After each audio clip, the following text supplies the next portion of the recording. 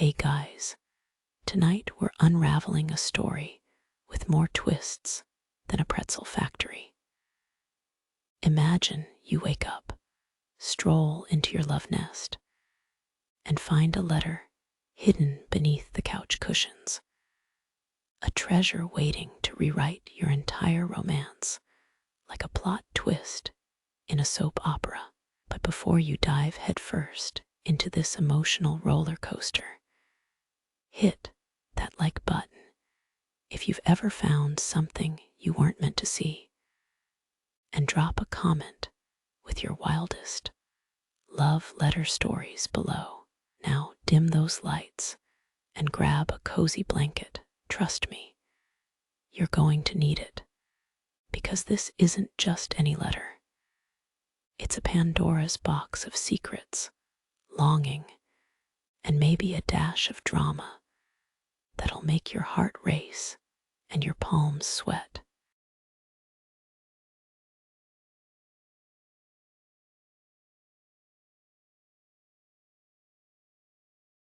In the sleepy town of Eldridge, where the air smelled faintly of jasmine and old books, Alois rummaged through her late grandmother's attic, an uncharted territory filled with dust motes swirling in shafts of light.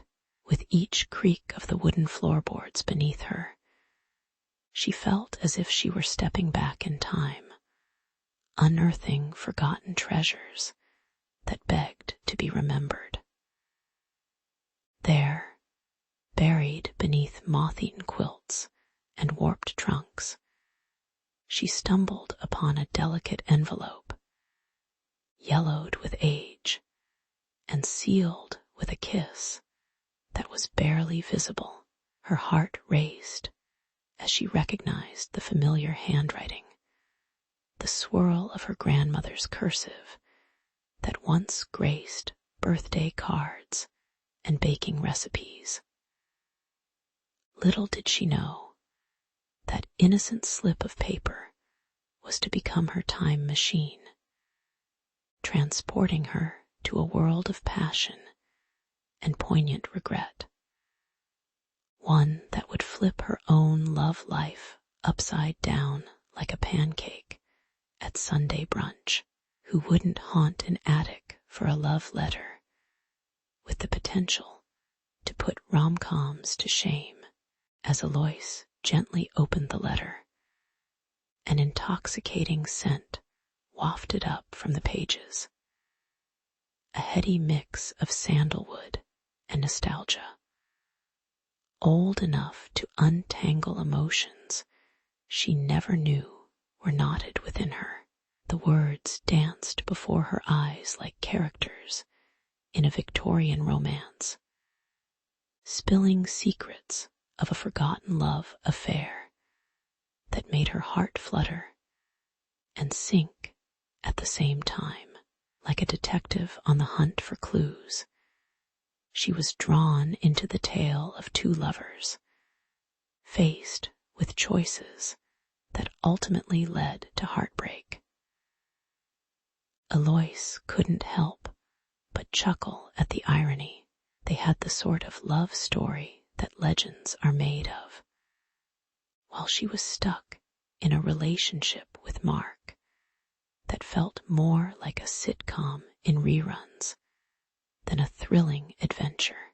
She half expected a laugh track to chime in, as she realized how far removed her own complacent romance was from the tempestuous emotions penned by her grandmother so many years ago. With each passing paragraph, Alois felt the weight of her own indecisiveness pressing down harder than a ton of bricks. Her boyfriend, Mark, with his love for video games and aversion to emotional conversations, somehow seemed less dashing now, like a tired sidekick eager for the mundane rather than the extraordinary. The giddiness of her grandmother's youthful yearnings clashed with her own stale reality, forcing her to confront an uncomfortable truth. Was she truly living, or simply existing?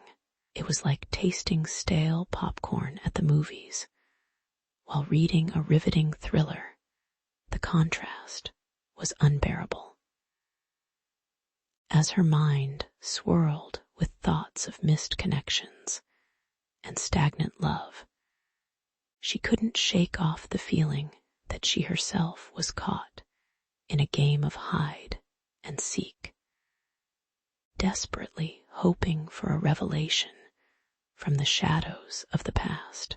Aloyse's heart raced as she closed her eyes, imagining the fervent whispers of her grandmother's heart, the stolen glances, the secret meetings, and yes, the bitter regrets that echoed through generations like a well-worn record skipping on the arm of a dusty jukebox. Each line in the letter sculpted a vividly intimate portrait of passion marred by societal expectations, a narrative that made her fingers tingle with longing. There was something almost poetic in the way her grandmother had loved. It resonated through the fibers of the musty attic like an anthem of romantic defiance. Determined to be swayed by history's lessons, Aloys couldn't help but think she'd let Mark, with his unwavering practicality, become a part of her neatly folded corner of life, a corner that now felt far too small for the dreams she hadn't dared to pursue. With a newfound zeal swirling through her veins, she leaned forward in her grandmother's chair, determined to pry open the window to her own heart and let in a breeze of change. As the rain began to patter softly against the roof, echoing like a gentle drum roll, Aloys knew she was on the precipice of transformation. Somewhere amidst the romantic defiance of her grandmother's hidden letter, she began to accept the strength she had within to forge a new path. With determination setting fire to her wistful thoughts, she envisioned the possibilities of love beyond mere stability. Who knew what awaited her if she dared to sidestep the safety lines and embrace the meanderings of genuine connection? With the letter in one hand and her heart full of questions, Aloys felt that she was just a step away from becoming the hero of her own epic tale, ready to pen a love story of her own that could rival her grandmother's. After all, if life were a movie, she was ready to rewrite the script and break out of the sidekick role once and for all. In the quiet shadows of Aloys's bustling life, a crumpled letter lay like an unopened treasure, the weight of the words pulling her into a vortex of nostalgia. The scent of ink and yellowed paper wafted around her like a ghost of the past, urging her to explore its secrets. As she reread those eloquent sentences, every curl of the script echoed not just her grandmother's longing, but a melody resonating with her own heart. It was as if the universe had flipped a coin and landed on the side of fate, intertwining her love life with a forgotten romance from decades ago. just when she thought she'd buried her doubts about Mark under layers of wry humor and well-timed distractions. The letter unearthed a tidal wave of feelings that even the mightiest beach umbrella couldn't shield her from. Eloise, in her whirlwind of emotions, confided in her confidant, Rena, who was sipping her usual caramel macchiato while dressed like a walking Pinterest board. With a flick of her perfectly manicured fingers, she pushed Eloise's latte aside, declaring that it was high time they dissected this love saga. The air fizzed with excitement as they shuffled through old family journals, pages crackling like autumn leaves underfoot, unveiling a romantic tapestry rich with dreams and heartbreaks. Each entry painted a portrait of Eloise's grandmother, entangled in a passionate affair that felt almost too familiar, like a rerun of an irresistible rom-com. With each revelation, they took a mental snapshot, laughing off the drama while knowing deep down that it was a mirror reflecting Eloise's own tangled web with Mark. As the days turned into a fragile chain of new revelations, Eloise found her world shifting. She often caught herself staring out the window, her gaze lost in the bustling streets below, her mind a million miles away, fighting an internal battle. The scent of freshly brewed coffee became as potent and bittersweet as the feelings flooding her heart. Every time she met Mark, discussions turned into tightrope walks, laughter colliding with hushed silences, and soon each interaction felt laborious, like rolling a boulder uphill. Her excitement shifted to an ominous tension that simmered between them, each spark igniting more misunderstandings, leaving them to check their emotions like they were characters on a reality TV show battling for emotional supremacy.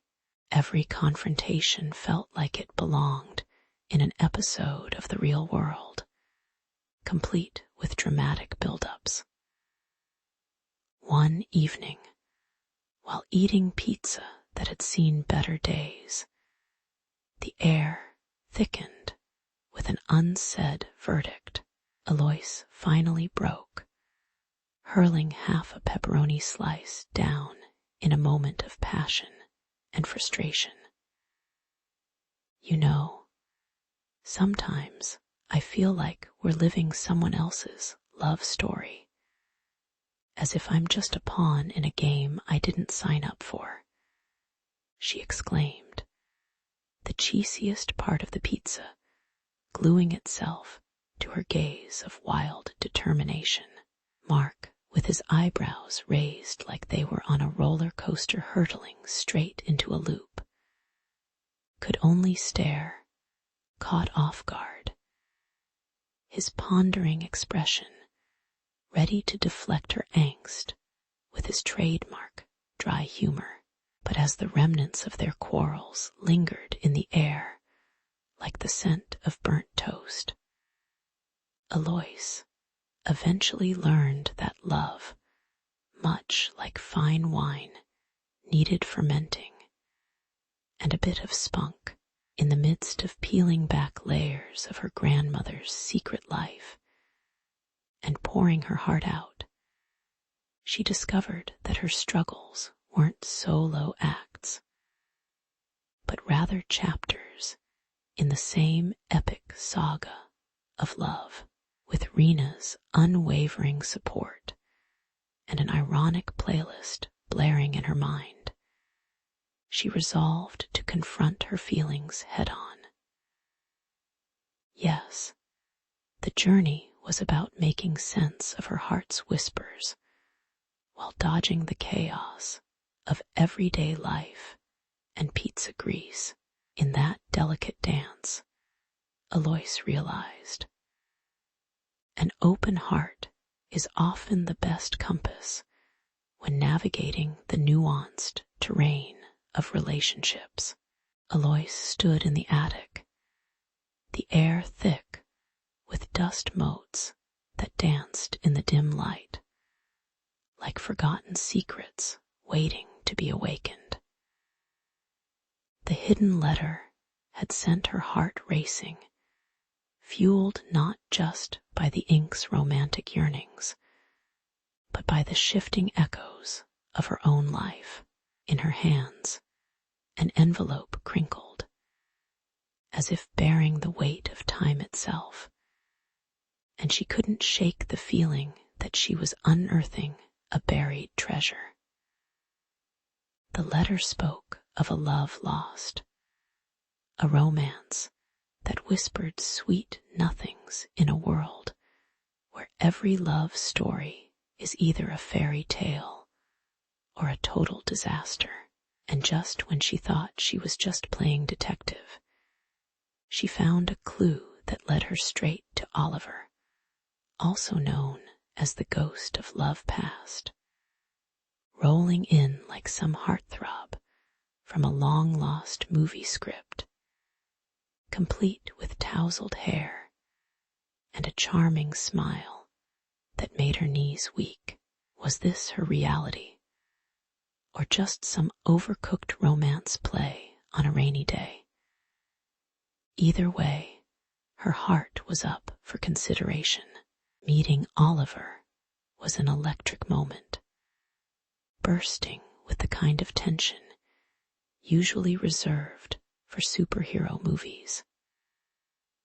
There he sat, casually flipping a lock of hair away from his forehead, as if it were straight out of a classic rom-com. His laughter was infectious, a melody that echoed in her ears long after he'd walked away, leaving her in a cloud of intriguing scent, woody and slightly spicy, like he had popped straight out of an adventure novel. Alois felt a connection forming, each word they shared weaving a new bond, as if they were two wayward souls plucked from different timelines, finding a chance to rewrite their narratives.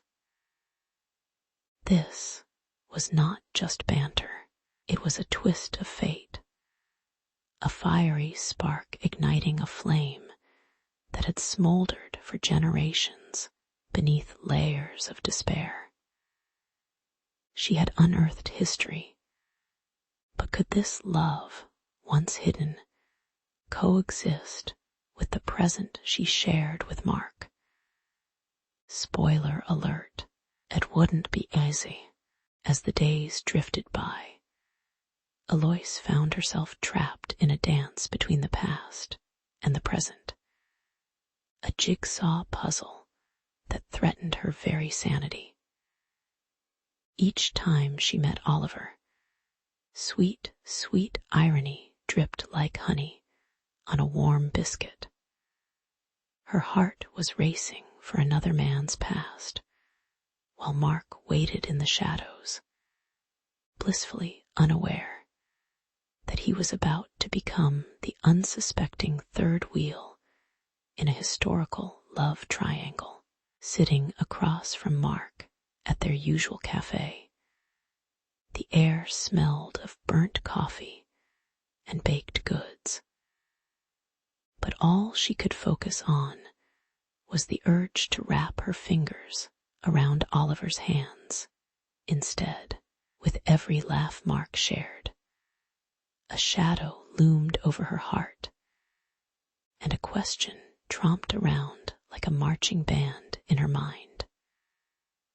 Was her chance at true love worth risking the bond she had with Mark? Maybe she should begin taking notes, like a high schooler studying for finals, because it felt like she was navigating a romantic minefield with Oliver on one side and Mark on another, both of them unwitting participants in her chaotic love drama. Alois lay awake some nights, listening to the rumble of thunder outside, like the simple yet captivating soundtrack to her internal struggle. The walls of her bedroom felt as if they were closing in, filled with echoes of a distant melody she couldn't quite place. Was it a ballad for love or a requiem for her future? Those nighttime ruminations about her tangled heart only deepened with each encounter with Oliver, who was beginning to feel less like a ghost and more like an awakening. The thought of his laughter, mingled with the sight of his old letters, warmed and terrified her, leaving her questioning if she truly had a choice. The stakes were high, and should she choose this path, there was no going back, a fact that weighed heavily on her heart, like her favorite pair of jeans after a holiday feast. It was almost ridiculous how one letter could send her spiraling through time like a character in Back to the Future. But here she was, stuck in the paradox between two loves. One evening, as she walked along the cobbled streets lit by the soft glow of street lamps, Alois felt the wind nudge her into a decision, as if the universe itself was a great cosmic referee beckoning her to pick a side. Each step echoed off the brick walls, harmonizing with her racing thoughts, the silent battle inside her more epic than any movie climax she had ever seen. Mark's comfortable presence began to feel like a cozy sweater, soft but snugly uncomfortable, while Oliver's aura sparked wild possibilities, like a gust of wind that could send her flying if she let it. With a twist of fate and a battering heart, she knew that soon she'd have to stand tall and yell, "Showtime," in her own melodrama. Instead, the city buzzed with life, offering her a brief moment of respite and clarity amidst this tumultuous storm of emotions. Whatever choice lay ahead, one thing was crystal clear. She was done with secrets.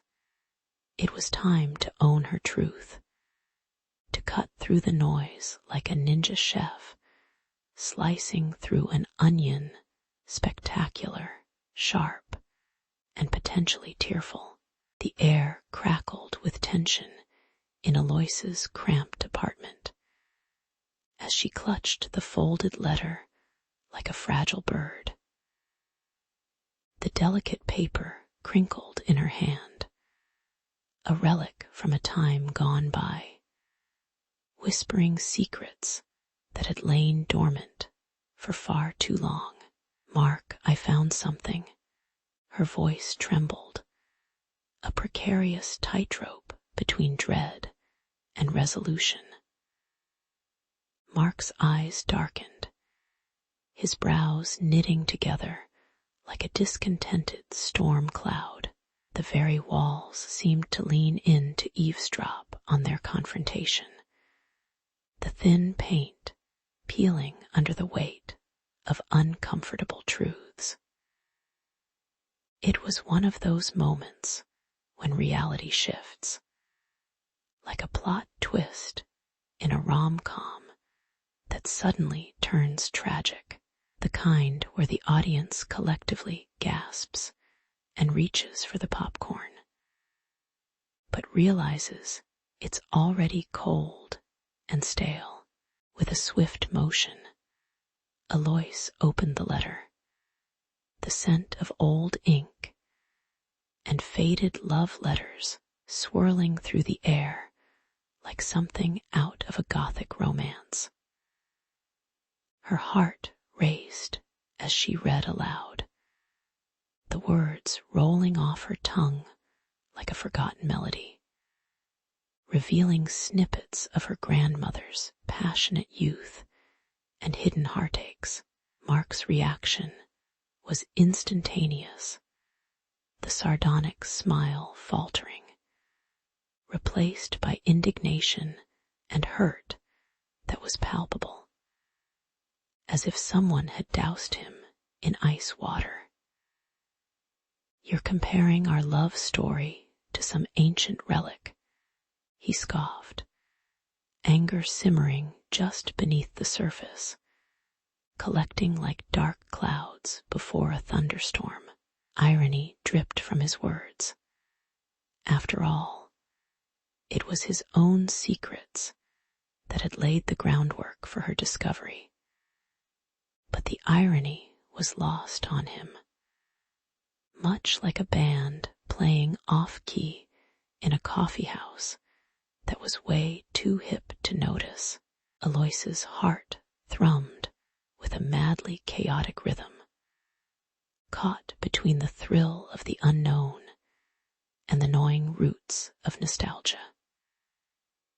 In that confrontation, clarity pierced through the fog. She could no longer ignore how her grandmother's past had nagged at her like a persistent mosquito at a summer picnic. "This isn't just about the letter, Mark," she confessed, feeling the gravity of the moment like a character at the climax of a Shakespearean thriller. Holding onto the past, clinging to its shadows, felt heavier than an invisible backpack filled with regrets. The dusty memories had grown into a veritable fog, obscuring the sun of her present, and she realized it was suffocating her chance at happiness.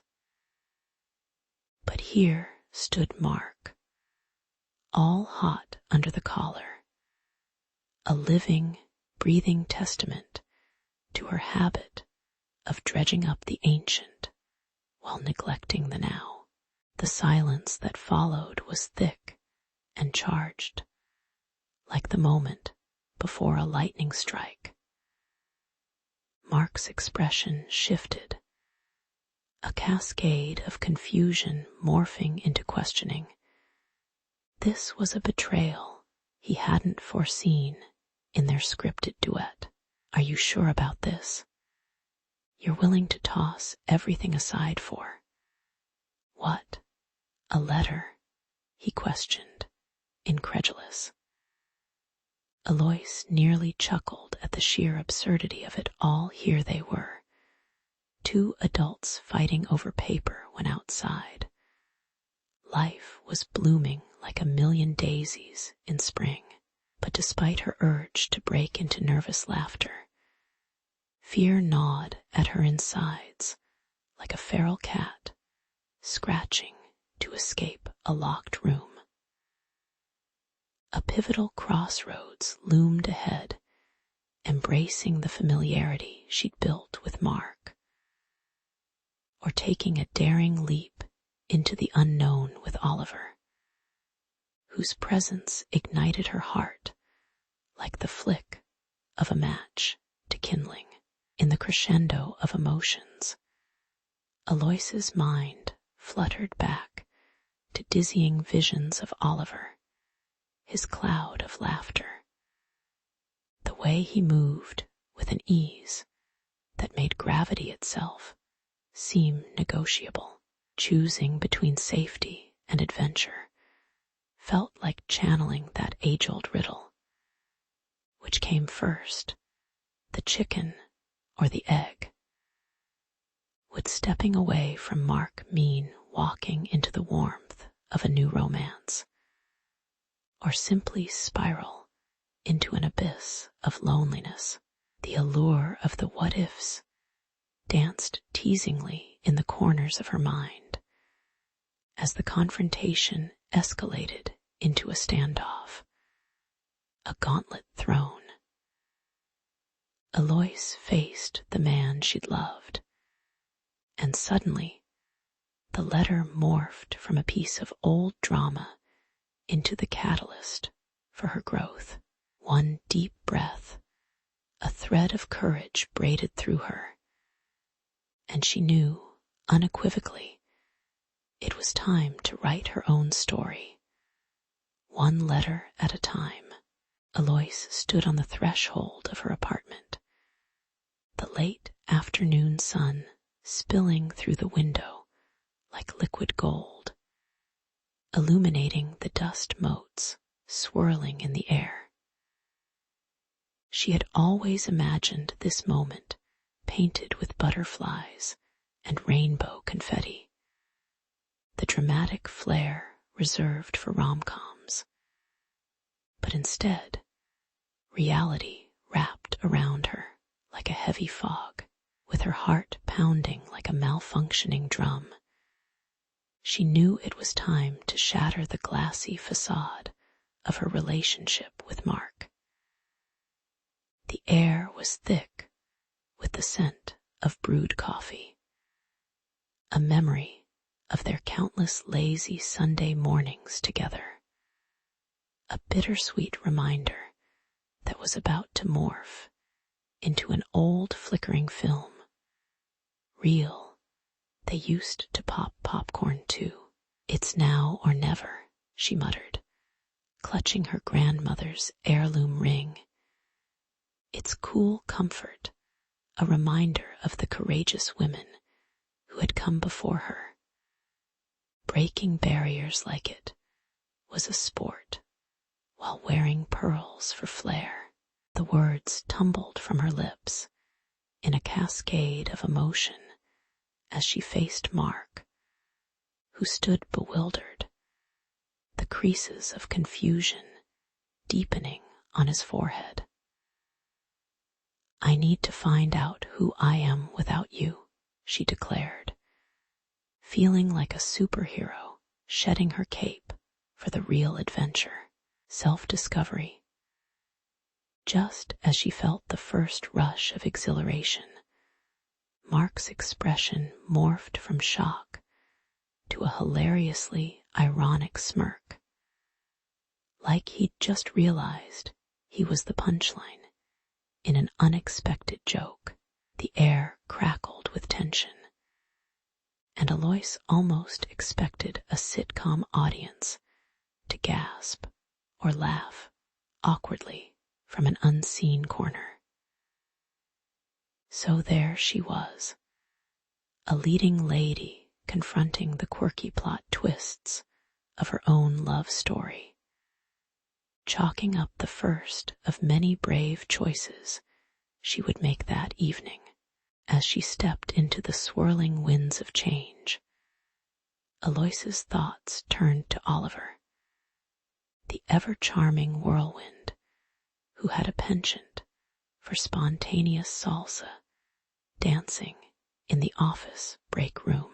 His laughter echoed in her mind, a playful melody that softened the edges of her heartache, almost like the soundtrack to a rom-com waiting to be filmed. Thoughts of him wrapped their arms around her like a warm hug on a cold, rainy day, stirring something deep within her, a fierce longing for romance that felt as thrilling as stealing the last piece of cake at a birthday party. With a grin, she imagined their first coffee date, where she wouldn't have to answer to anyone but herself. contemplating the universe over cups, overflowing with rich, aromatic goodness. Out there beneath the stars and city lights, she would explore what it meant to love unabashedly, no scripts, no rehearsals, and definitely no boundaries. Alois felt driven, invigorated, a lioness roaming through the savannah of her emotions, ready to embrace life anew. As she traced her grandmother's delicate handwriting in the hidden letter that had detonated this entire journey, a thrill ignited within her, a mix of excitement and sorrow smothered in a desire for freedom. Each word breathed the ancient wisdom of love and loss, serving as both a compass and a mirror, reflecting the path she was carving for herself. Here she was, a modern-day heroine stepping into a world that hadn't been encased in the dusty pages of her past, but one that sparkled with the promise of fresh beginnings. The place smelled of fresh ink and hope, each letter laden with the courage to rewrite her narrative, heart pounding in an exuberant symphony of possibilities. Pen in hand, Alois sank onto the old, creaky wooden chair that groaned in protest. But she didn't care. This was a catharsis. As the ink flowed, she crafted her own letter, not a goodbye, but an invitation to herself, a telling of stories yet lived, woven with laughter and joy, perhaps a little mischief too. She envisioned the whimsical plot twists, the ups and downs of romance akin to a season finale cliffhanger that left audiences gasping for more. With every stroke, she trapped her fears and dreams onto the page like fireflies in a jar, illuminating everything she wanted to explore and achieve. And while the scent of fresh paper dulled the perfume of past heartaches swirling in her mind, Alois couldn't help but chuckle at the irony. She wasn't just stepping away from Mark, she was stepping toward a future that shimmered with endless possibilities, fueled by her fierce desire to embrace love, discovery, and unbounded courage.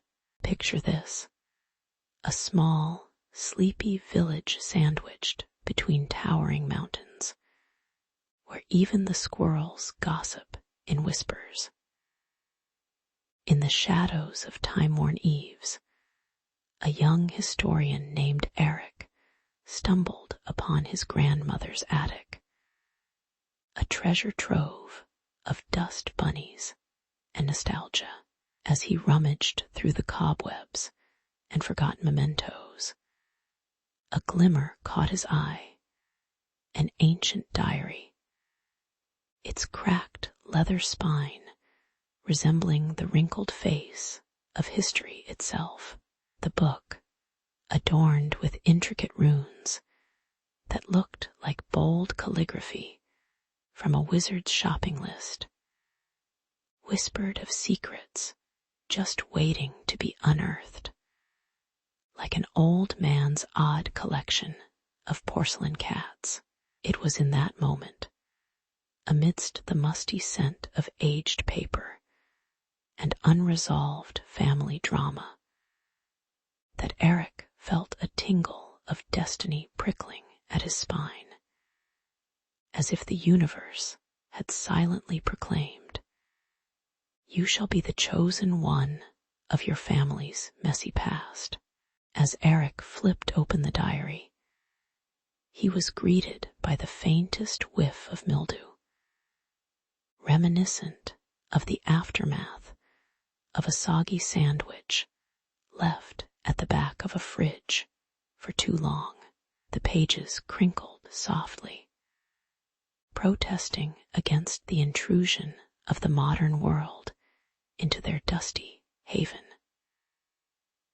They revealed the elaborate musings of a long-gone ancestor, whose whimsical scribbles seemed to dance across the paper, recounting tales of forgotten legacies and family dramas that made daytime soap operas look like child's play. With each turn of the page, Eric's heart raced, envisioning himself as Indiana Jones, except instead of a fedora and whip, he was armed with nothing but an old wooden chair and a penchant for caffeine-fueled late-night reading. What could be so interesting about Grandma's great-great-great-grandfather? He mused, all too aware that family trees can often resemble tangled vines of chaos. Days turned into nights as Eric became consumed by the diary's cryptic ramblings. He half expected the diary to start talking back with a cheesy one-liner. The author, a figure cloaked in mystery, spoke of clandestine meetings by moonlight, long-lost treasures buried beneath the roots of the village's oldest oak tree, and warnings of a curse that seemed more like an episode plot from Supernatural than a familial heritage. Which film should I audition for today? Eric often chuckled to himself, balancing the absurdity of what he read against the real-life insignificance of marching to the village bakery for his daily bread. Yet the deeper he delved, the more he uncovered. Stories of triumph, heartbreak, betrayal, and, quite frankly, some astonishingly bad hair choices from the medieval era, who knew patchy beards and overly elaborate headpieces were a thing. But Eric recognized the weight of these narratives. They transformed from irrelevant family gossip into the bones of his identity. Emboldened by this newfound connection to his ancestry, Eric decided it was time to embrace his inner sleuth and uncover these long-buried truths. Armed with nothing but the diary and a smartphone that showed him more memes than facts about genealogical research, he set off to the village library. The walls were painted with the scent of aged wood and faded dreams of aspiring writers. There, in the golden light filtering through dusty windows, he traversed the labyrinth of bookshelves like a time traveler, determined to find the historical humans behind the veils of his ancestors. He even half-heartedly hoped a librarian might appear, shushing him like one of those quirky sidekicks in an adventure movie. But alas, only the sound of crickets and the occasional sneeze filled the air.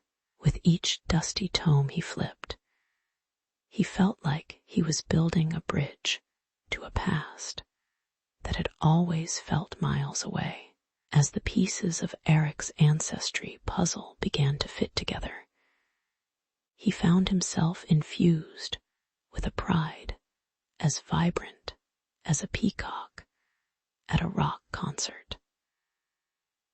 The diary had transformed from a relic of dust into a catalyst for discovery, revitalizing the stories that breathed life into names scattered across his family tree.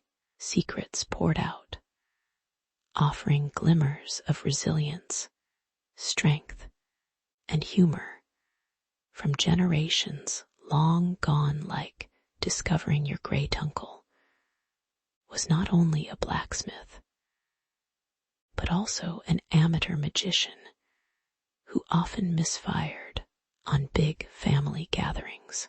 With each revelation, Eric felt a sense of belonging in this eclectic lineage, a sense of humor dancing like shadows across the moonlit roof of his grandmother's cottage. In the end, he realized that this ancient diary was not just about revealing hidden truths. It was about weaving together the threads that connected him not only to the past, but also to his own future adventures, where the fact that he often ran late was decidedly less embarrassing now. His ancestors had clearly paved the way for eccentricity. Eric sat cross-legged on the dusty floor of his grandmother's attic, the faint smell of mothballs mingling with something musty and ancient. Before him lay the diary, its leather cover cracked and peeling, as if it had been exiled from history itself. As he opened it, the pages whispered like ghosts, shaking off their slumber, revealing the delicate loops of script that danced across the parchment. His fingers trembled with a strange mix of excitement and dread, reminiscent of that feeling when you open a video game and realize you've bitten off more than you can chew. Could this old tome really hold the secrets of his bloodline? Or would it simply unlock a Pandora's box of family drama fit for a reality TV show gone rogue? The ink revealed tales of Alara, a shaman with a presence so powerful that even the trees seemed to bow to her will. Her rituals were filled with the sweet scent of burning sage and the crackling sounds of fire, each incantation echoing through the canopies like an ancient melody that the winds knew by heart. Yet amidst the reverence lay a bitter betrayal, a twist that could make even Shakespeare weep. Eric wrestled with the weight of this revelation. How could such trust decay into betrayal, like a perfect loaf of bread left out to mold? He could almost hear the disapproving clucks of the village elders resonating in his mind. A chorus of skepticism, louder than an 80s rock anthem blasting from a boombox. Determined, Eric vowed to uncover the truth that had driven his ancestors into the shadows. But as he ventured into the village, he was met with cold glances slicker than a politician's smile, skepticism oozing from their very pores. The elders had heard whispers of Alara, but their versions were tinted with fear, a flavor more bitter than burnt toast. Each step Eric took echoed with the heavy thud of history, weighing down on him like a backpack jam-packed with old textbooks, irreverent and full of potential wisdom. Despite their resistance, there was an undeniable spark in his spirit, fueled by the hope that maybe, just maybe, he could stitch together the frayed edges of his lineage. But history has a way of throwing up its hands and saying, "Not so fast." Just when Eric thought he had a handle on the situation, strange occurrences began to swirl around him, like ghostly apparitions in a horror flick. Shadows flickered at the corners of his vision. Rustling leaves seemed to whisper secrets. And on particularly eerie nights, the air would crackle with energy, buzz like a swarm of angry bees. His heart raced, half in fear and half in a bizarre sense of adventure, like he was the star of his own supernatural thriller. And with every strange occurrence, he could feel Alara's presence nudging him closer to the edge of a dark legacy that demanded to be unearthed. Yet through the entanglements of doubt and the unsettling whispers from the past, Eric found an unexpected ally in the most unlikeliest of places. A stray cat with fur as dark as a moonless night. This feline companion had a knack for showing up at the most opportune moments, sassy and full of attitude, like a wisecracking sidekick in a buddy cop movie. As he delved deeper into Alara's tragic story, the cat seemed to guide him, with a nonchalant flick of its tail suggesting, "You really think you're in over your head, please." With each old secret he unearthed, Eric forged a connection not just to Alara, but to a heritage that was dying to be remembered. And in the heart of that dusty attic, beneath layers of time, he realized that perhaps the past wasn't merely a series of regrets. It was a treasure chest waiting for the brave to unlock its mysteries. Eric stood at the threshold of an old, crumbling structure, the ancient diary clasped tightly in his hands. It felt oddly warm, as if infused with the pulse of his ancestors, calling him to action. The air buzzed with anticipation, and a whiff of damp earth reached his nose, mingling with the ghosts of history whispering through the cracks in the walls.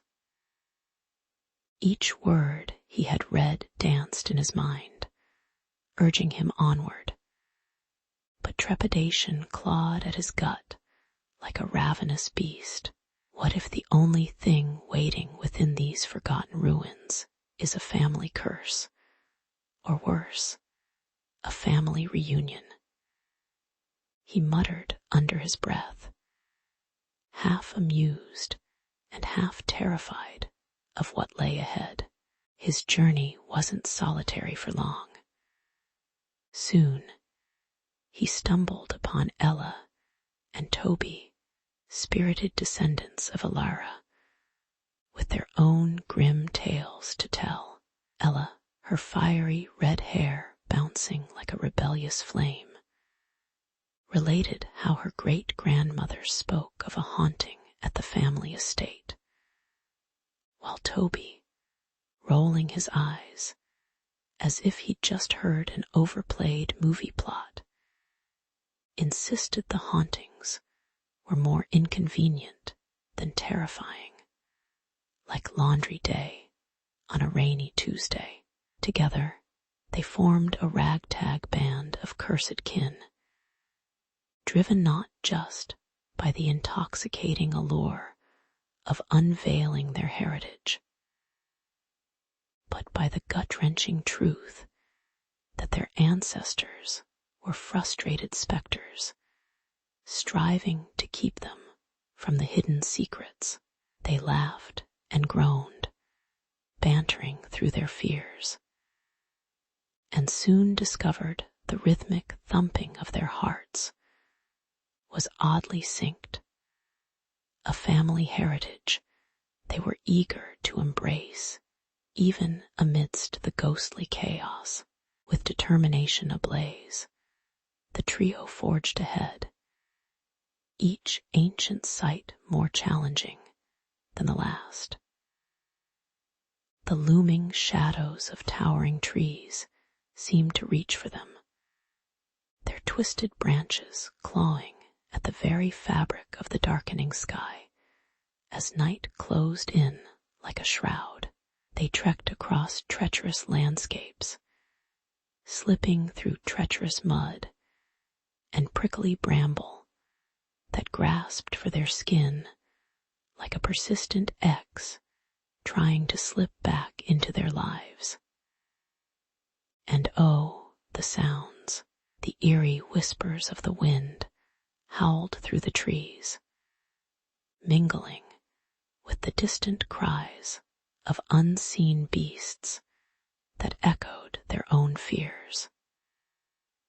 It was a tangible reminder that they weren't just racing against time, they were also in a dance with energies older than the moon, which seemed oddly entertaining for a family seeking closure.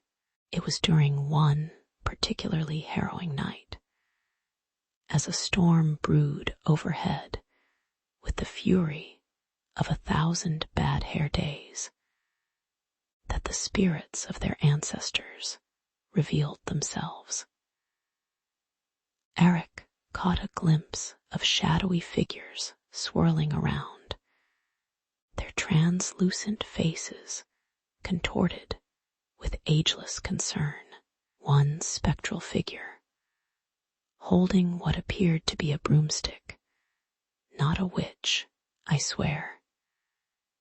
He felt the need to clarify, sought to protect their secrets from being uncovered, to thwart them as if they were set to leak family gossip on a live television show. With each encounter, the air became thick with the bittersweet scent of nostalgia, mingling with regret and an unquenchable thirst for redemption. A bizarre cocktail that sent shivers down their spines, but also sparked an unexpected camaraderie among the living and the dead. As dawn broke, the first rays of sunlight pierced through the chaos like a superhero saving the day, washing away the cloaked fears of the night. With the truth of their lineage now painfully clear, Eric and his companions stood at a precipice, the weight of their shared ancestry both an unbearable burden and a unifying bond. They realized their ancestral spirits weren't just hindrances, but tragic figures whose own stories needed to be told. Armed not just with newfound bravery, but with respect for the tangled legacy they carried, they resolved to confront the curse defiantly. United in their quest for truth, they knew they would rewrite their narrative, and perhaps, just perhaps, turn the family reunion into a celebratory feast instead of a haunting ground. The air crackled with tension as Eric stood at the edge of the writhing abyss, where shadows twisted like tortured souls. His breath came in jagged bursts, each exhale misting before him like spectral whispers. Beside him, his allies gripped their weapons, eyes wide and hearts pounding like drums at a Viking raid. They were on the brink of a confrontation that felt like an age-old epic, one that echoed legends only recounted around campfires. A heavy, acrid scent of burnt sage hung about them, a bitter reminder of the dark spirit festering in the ether, a remnant of his ancestors' betrayal rearing its grotesque head once more. This wasn't just a battle, it was a reckoning, and the stakes were higher than the price of admission to a front-row seat at a rock concert gone wrong. As the dark spirit emerged, a swirling mass of darkness, dotted with glimmering eyes like malevolent stars, Eric felt the weight of the ancient diary clutched in his hands. It was like holding a piece of history that buzzed with the energy of spells long forgotten, alive with stories of Alara, his brave ancestor. He flipped through the yellowed pages, each turn releasing a musty smell that hung in the air like the remnants of a ghost's sigh. His fingers tingled, sparking with the magic that flowed through his veins, urging him to unleash forces both beautiful and terrifying. And he thought, wouldn't it be just like Hollywood to throw a magical family showdown at the end? The spirit's laugh boomed like thunder across the expanse, a sound that could curdle milk and shatter glass, filled with centuries of rage and sarcasm that would make even the snarkiest villain proud. With a deep breath, Eric called upon the power of Alara, his voice rising above the cacophony. Ancient words spilled from his lips, weaving spells that vibrant colors danced around him, the shades of forgotten battles and lost loves, flourishing with life. Each incantation was both a balm and a blade, infused with both fury and grace, as he summoned shields of luminous light and blades that shimmered with silver fire. His mind raced, calculating every scenario, every move, as memories of family dinners and laughter echoed in his ears, joy and heartbreak entwined like old vines around a crumbling wall. He could almost hear his grandmother's voice, warning him about the consequences of choosing revenge over reconciliation. The irony not lost on him in this moment, even a simple family feud could lead to the most epic of disasters. The clash was intense, a symphony of screams and roars, illuminated by bursts of primal magic. It was like watching a chaotic outtake from a reality show where the stakes were life or death, and the spirit's taunts rang sharp in the air. Eric dodged a wave of dark energy that smelled of charred regrets, recoiling from its touch. Each hit against his shields felt like a punchline in a cosmic joke, reminding him that doom and gloom weren't merely plot devices of cheesy horror flicks. They were knocking at his door. With every spell, he felt the pull of vengeance deep within, a sweet seduction that hummed like a siren's call. tempting him to unleash his wrath upon the entity that had torn his family apart. But as the final echoes of their combat rang out, and the dark spirit faltered, Eric faced his ultimate choice: to be the architect of a new beginning, or the tyrant of an endless cycle. The diary's pages fluttered with a gentle breeze, as if urging him onward with the wisdom of generations before him. He thought about what Alara would do. Would she want blood? Or would she seek healing? In that moment, with energy coursing through him, he chose to extend his hand, whispering hope into the void instead of curses. As the light engulfed the dark spirit, the air shifted. Acrid scents were replaced with fresh soil and blooming flowers.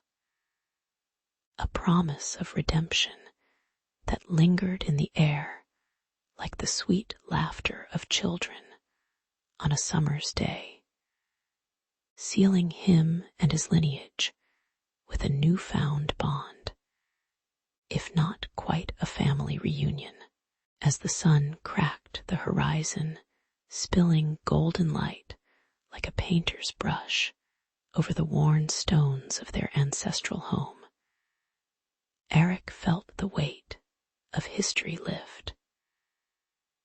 The relentless darkness that had shrouded his family's past had finally been dispelled, like a stubborn fog relinquishing its hold to the morning warmth. Laughter echoed through the air, a sweet melody mingling with the rich aroma of spiced meats sizzling over a crackling fire. With each bite, they feasted not just on food, but on stories, tales of struggle and triumph that wove together the fabric of their lineage, now united after so long in shadows. Eric glanced around at his newfound kin, their faces reflecting hope and resilience, each smile a testament to their hard-fought victory over a seemingly endless night. But let's not sugarcoat it. This reunion was as chaotic as a cat in a dog show. Cousins wrestled for the last piece of pie. Laughter erupted when Uncle Lyle accidentally spilled a jug of mead. And there was at least one instance of Aunt Mabel trying to recall an embarrassing childhood story, only to find herself in a fierce debate over the color of a prom dress from the 80s spoiler. It was not glamorous. Yet, amidst the joyous uproar, the ancient diary lay open on a makeshift table, bathed in the warm glow of lantern light, its pages fluttering softly in the evening breeze. The pictures and letters told tales of their ancestors, brave souls who had faced adversity far fiercer than spilled drinks or silly debates. And it rang in Eric's heart like a battle cry. The diary was a treasure, a bridge to the past, and now more than ever it belonged to the family. As the final crumbs of the feast disappeared, Eric stood up, his hand resting gently on the spine of the diary.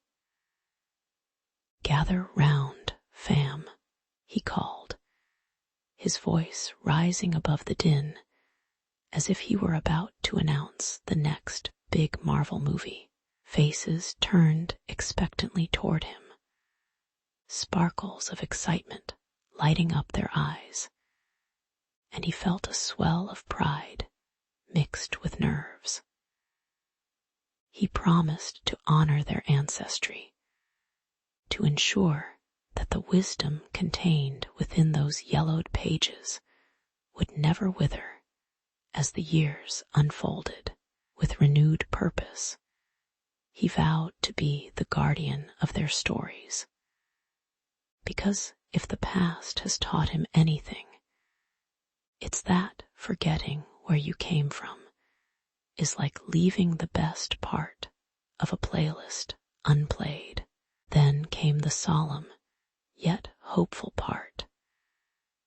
As the gathering transformed from a raucous feast into a reverent circle, each person taking turns to share a piece of what they learned from the diary. Voices trembled, but grew stronger with each recounting. Tales of courage, deceit, and sacrifice spilling out like magic, raw and unfiltered.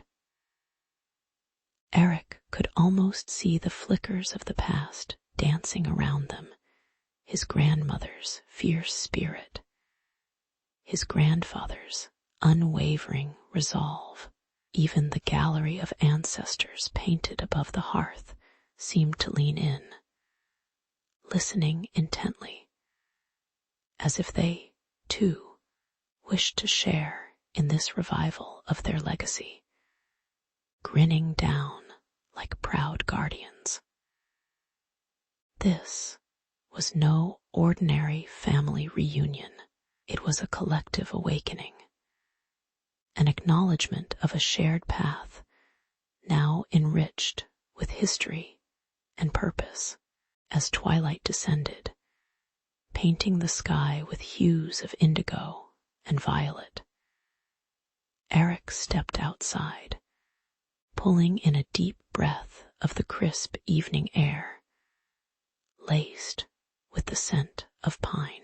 The stars blinked awake, timid at first, but soon bursting forth like celebratory fireworks in a night sky. He felt a sense of lightness, no more chains binding them to the past. Instead, an invitation bloomed before him, a renewed dawn filled with potential. With the ancient diary clasped tightly in his hands, he resolved to lead them forward, hearts intertwined, making sure that the lessons of yesteryears would shine bright like constellations, guiding their way into an uncharted but hopeful future. As Clara stepped into the attic, a thick layer of dust erupted from the floorboards, swirling in the shafts of muted light that fought their way through cobweb-covered windows. The air was heavy with the musky scent of forgotten memories, each exhale an echo of laughter, tears, and life once lived. Under a blanket of old quilts and faded newspapers, she navigated through a landscape of relics with the grace of a cat in a room full of laser pointers, curiosity lighting her every step. The attic felt like a treasure trove waiting to be unveiled.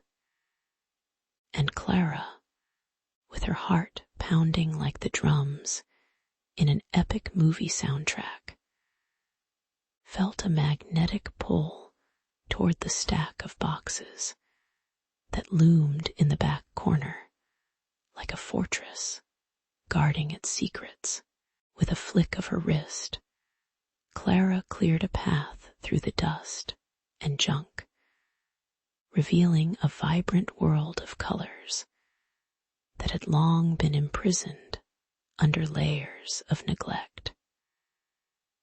Nestled between a rusted waffle iron and a stack of yellowing textbooks was a time-worn portrait, wrapped in a shroud of decades past. The canvas trembled slightly as if nervous to be discovered after so long. Clara brushed her fingers over the frame, feeling the rough texture and the chill of history that coursed through the wood.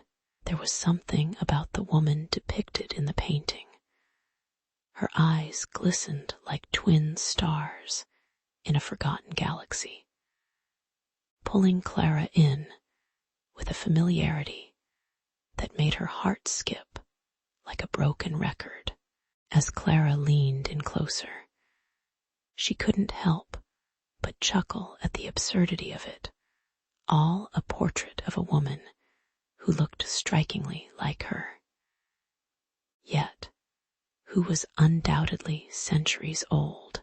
It was like a scene ripped straight from a family drama, where the protagonist discovers they're related to royalty, except instead of a tiara. Clara found herself staring at a faded gown adorned with what looked like decades worth of dust.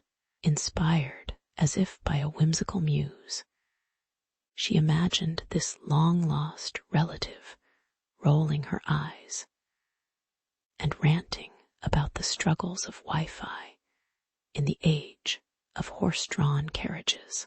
But reality wafted back in like the stale smell of old newspapers, dragging Clara into a whirlpool of questions. Who was this woman? And how was she tied to the enigma of her family history that had remained cloaked in shadows? Despite the daunting task ahead, Clara felt a thrill ignite within her, a spark reminiscent of all those detective shows where the intrepid hero follows the breadcrumbs of family mysteries. With each peek into the dusty boxes, she unearthed snippets of her grandmother's life, a diary with secrets scribbled within, and photographs that felt alive, smiling up at her from the past. She could hear the laughter, the squabbles over who got the last piece of cake, and the everyday quirks that shaped a family history richer than any fairy tale. It was intoxicating, confirming that somewhere beneath the layers of time, there were real stories waiting for her, stories that could rewrite her own understanding of who she was, and perhaps who she could become. As she tucked the portrait carefully under her arm, Clara's mind danced with possibilities and wild imaginings, her heart drumming a beat that echoed with the thrill of discovery. This was more than just an old painting. It was a portal to her past, a chance to embrace the legacy of women who had come before her. With determination coursing through her veins like caffeine on a Monday morning, she vowed to piece together the puzzle, to unravel the tales woven into the fabric of her family's story. Who knew what she might discover? Perhaps a long-lost sibling, a scandal that would make a reality show blush, or maybe even prove that she was secretly, profoundly, and ludicrously related to someone famous, like a distant cousin of a princess, who could not only rock a tiara, but also make vegan avocado toast with style. As Clara rummaged through the cluttered attic, a dust plume erupted like the aftermath of a sitcom sneeze, momentarily obscuring her view.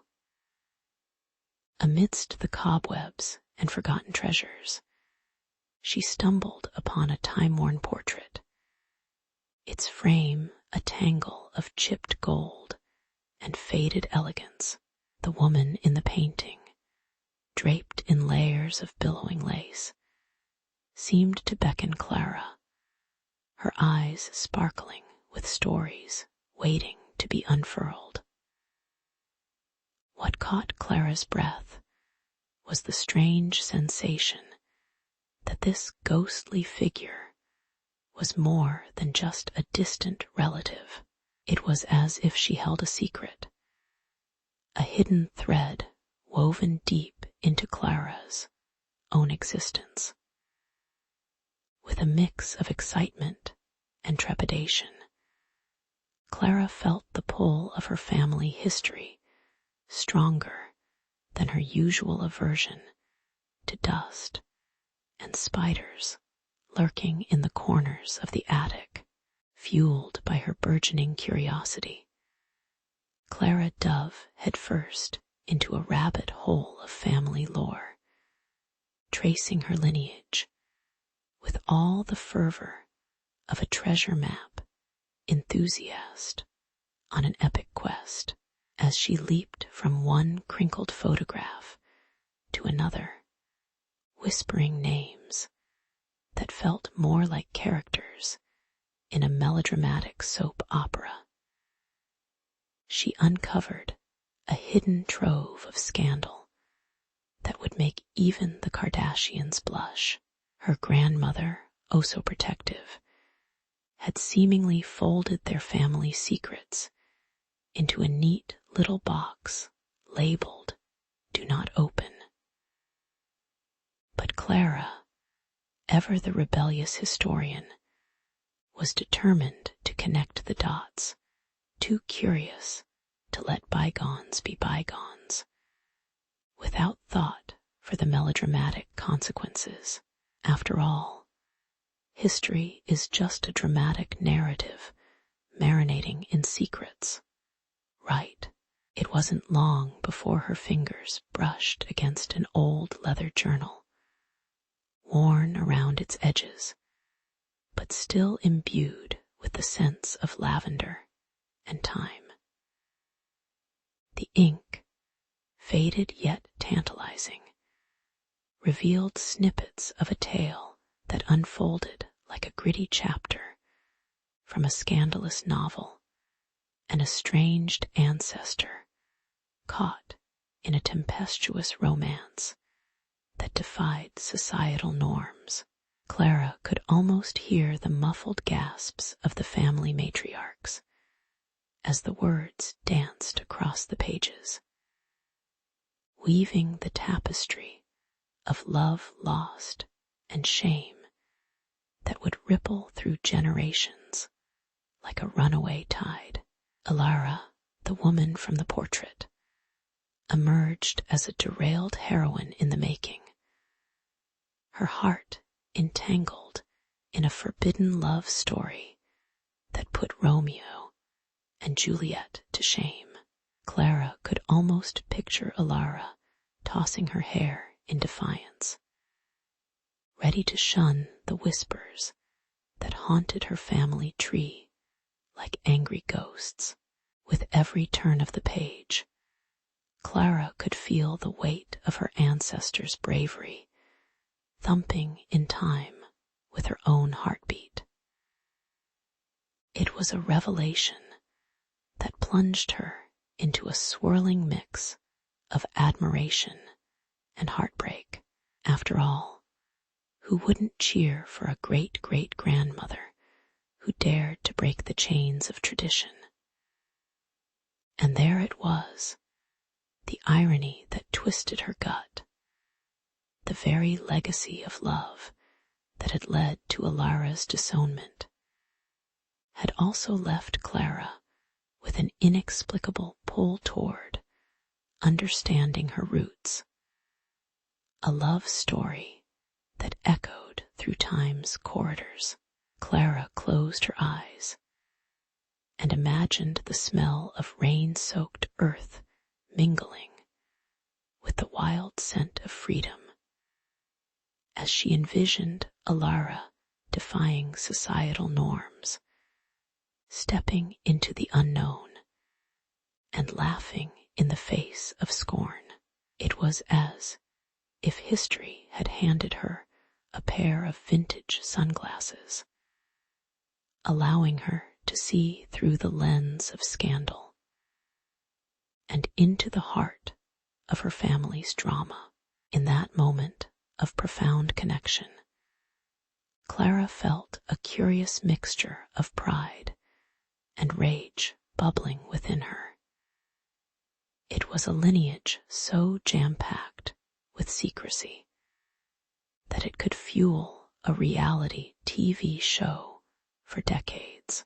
She understood now that the past was not merely a dusty collection of old photos and heirlooms, but a living, breathing entity whispering to her from beyond the veil.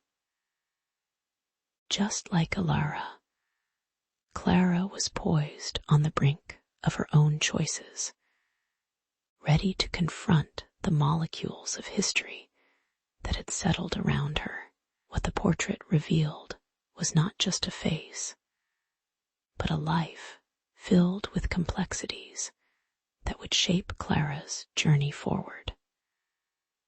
And so, armed with the notion that her bloodline pulsed with untamed love stories, Clara prepared to embrace her history, despite the inevitable dust storms that would come with unveiling the truth.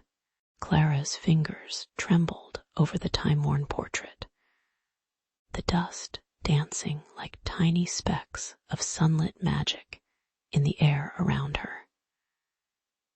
This was no ordinary canvas. It dripped with history.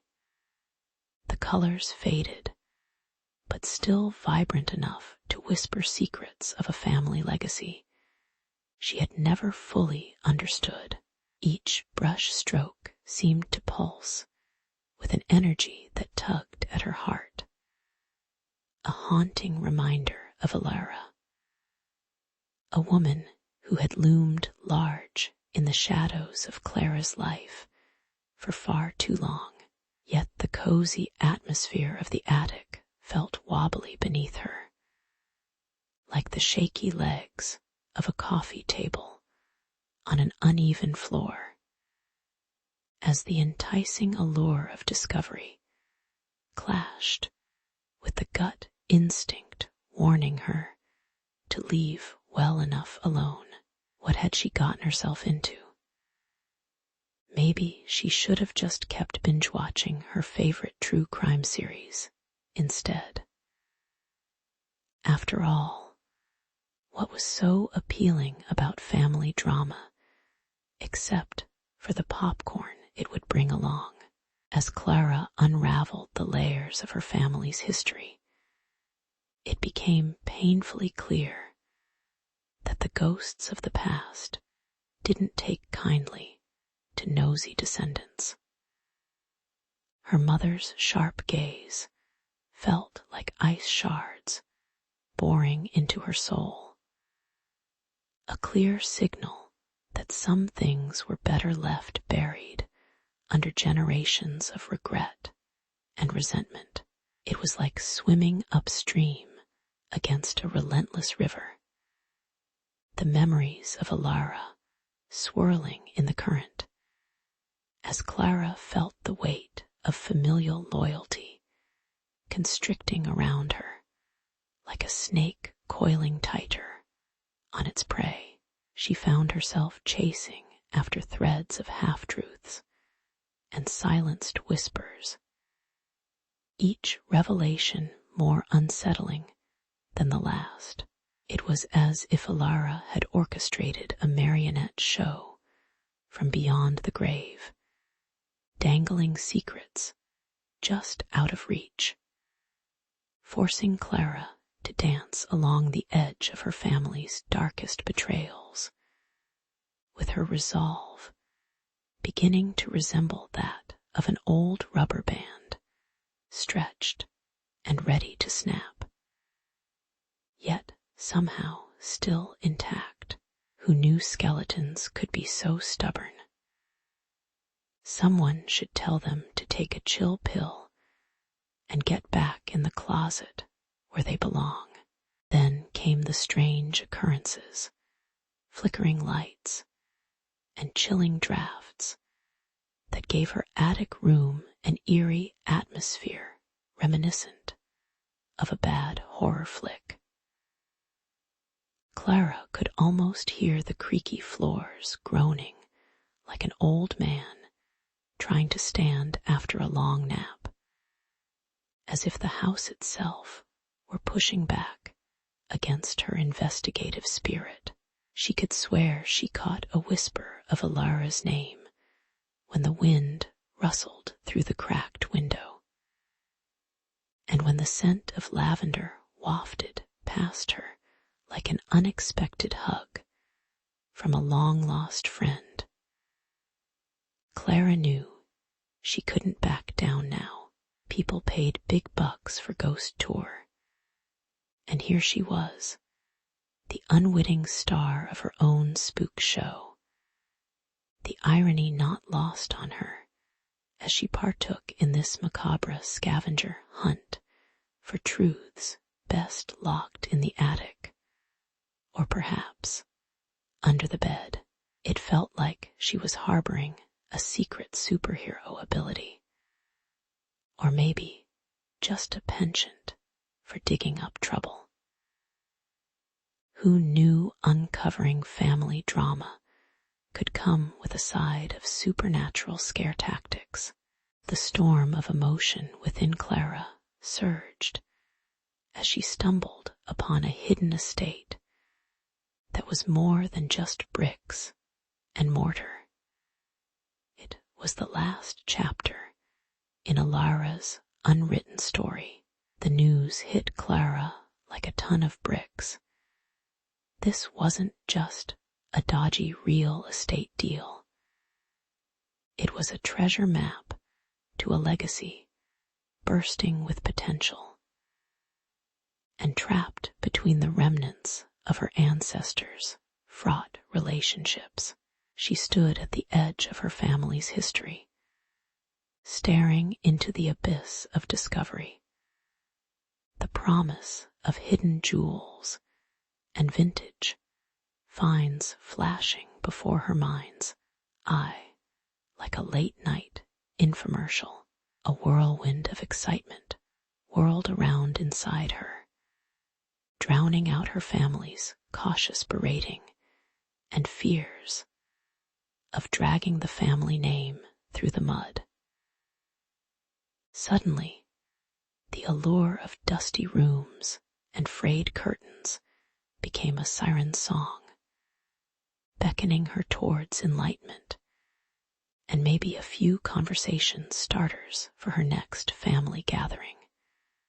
Because who wouldn't want to talk about the secret estate their great aunt had left behind? Family reunions would never be the same again. And so, with a heart pounding like a bass drum at a rock concert, Clara pushed back against her family's resistance, determined to rewrite the narrative that had shackled them for generations. It was no longer about avoiding discomfort.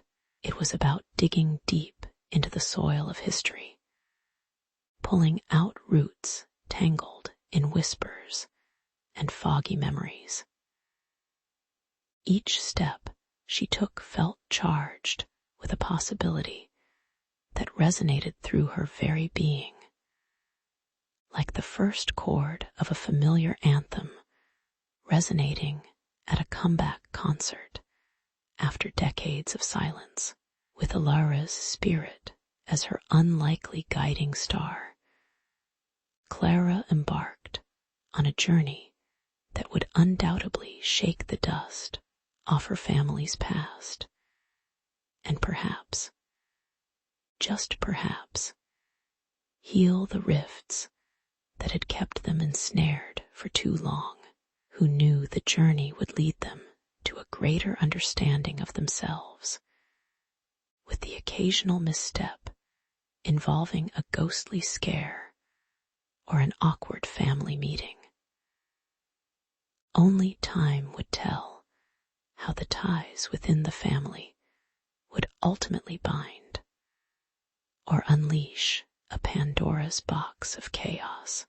Clara stood in the dimly lit parlor of the old estate, the musty scent of aged wood and mold swirling around her like an unwelcome guest. The heavy drapes hung like ghosts, shrouding secrets within their folds, but all she could focus on was the time-worn portrait that had beckoned her from its dusty corner. There it was, Alara, with a gaze so fierce it could set fire to the very canvas it occupied. As Clara examined the delicate brushstrokes, depicting a woman with a dreamy smile and defiant spirit, her heart raced. This wasn't just any relic. It was the key to untangling the web of family drama that had ensnared her for far too long. And she couldn't help but think, why does family history always look like an episode of Maury? The moment she turned from the portrait, the strained atmosphere of familial tension greeted her like a cold, clammy handshake. Clara's relatives, hunched figures draped in their own shadows, hovered by the fireplace, a flickering flicker of warmth battling the cold, hard truth.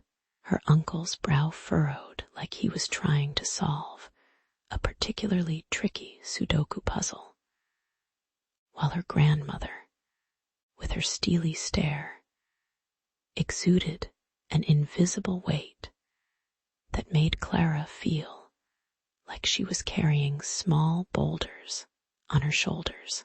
The echoes of their whispers mingled with the crackling fire, filling the room with a chorus of judgment and bitterness.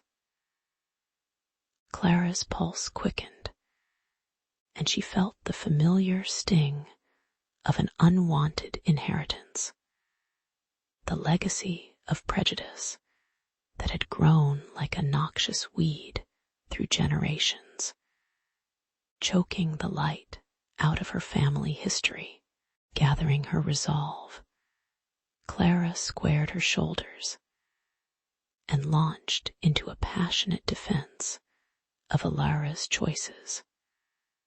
Her forbidden love story sparkled with a beauty that even the most ardent cynic would admire. With the comfort of the portrait's watchful eyes behind her, Clara unwrapped the layers of pain and division that plagued her family.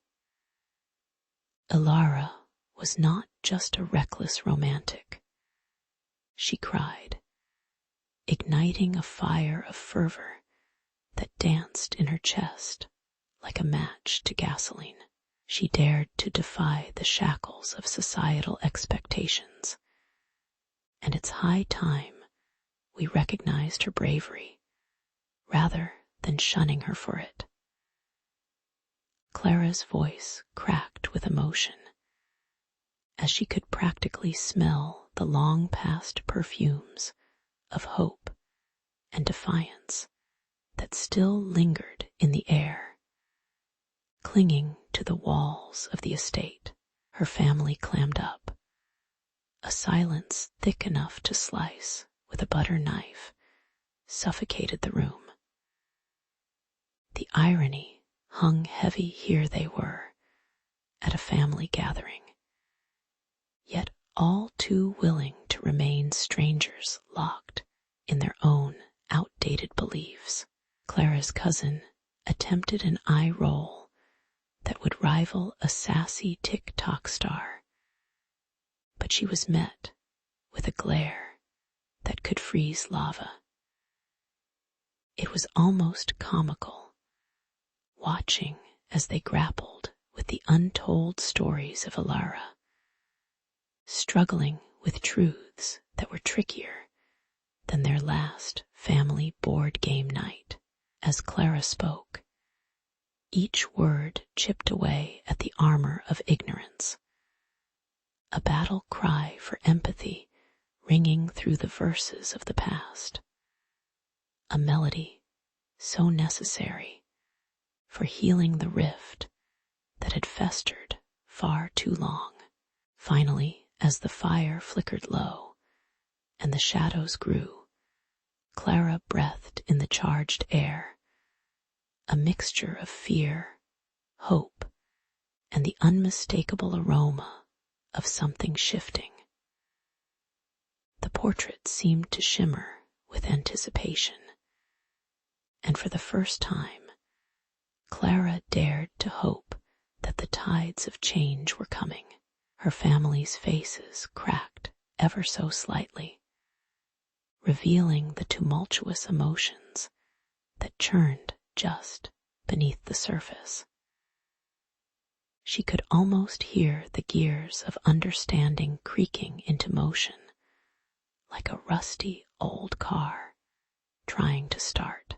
They might not be ready to rush to the front lines of personal revolution just yet, but the seeds of discourse had been planted, watered with the elixirs of truth and courage. Just as the night was darkening, so too were the confines of their prejudices beginning to unravel.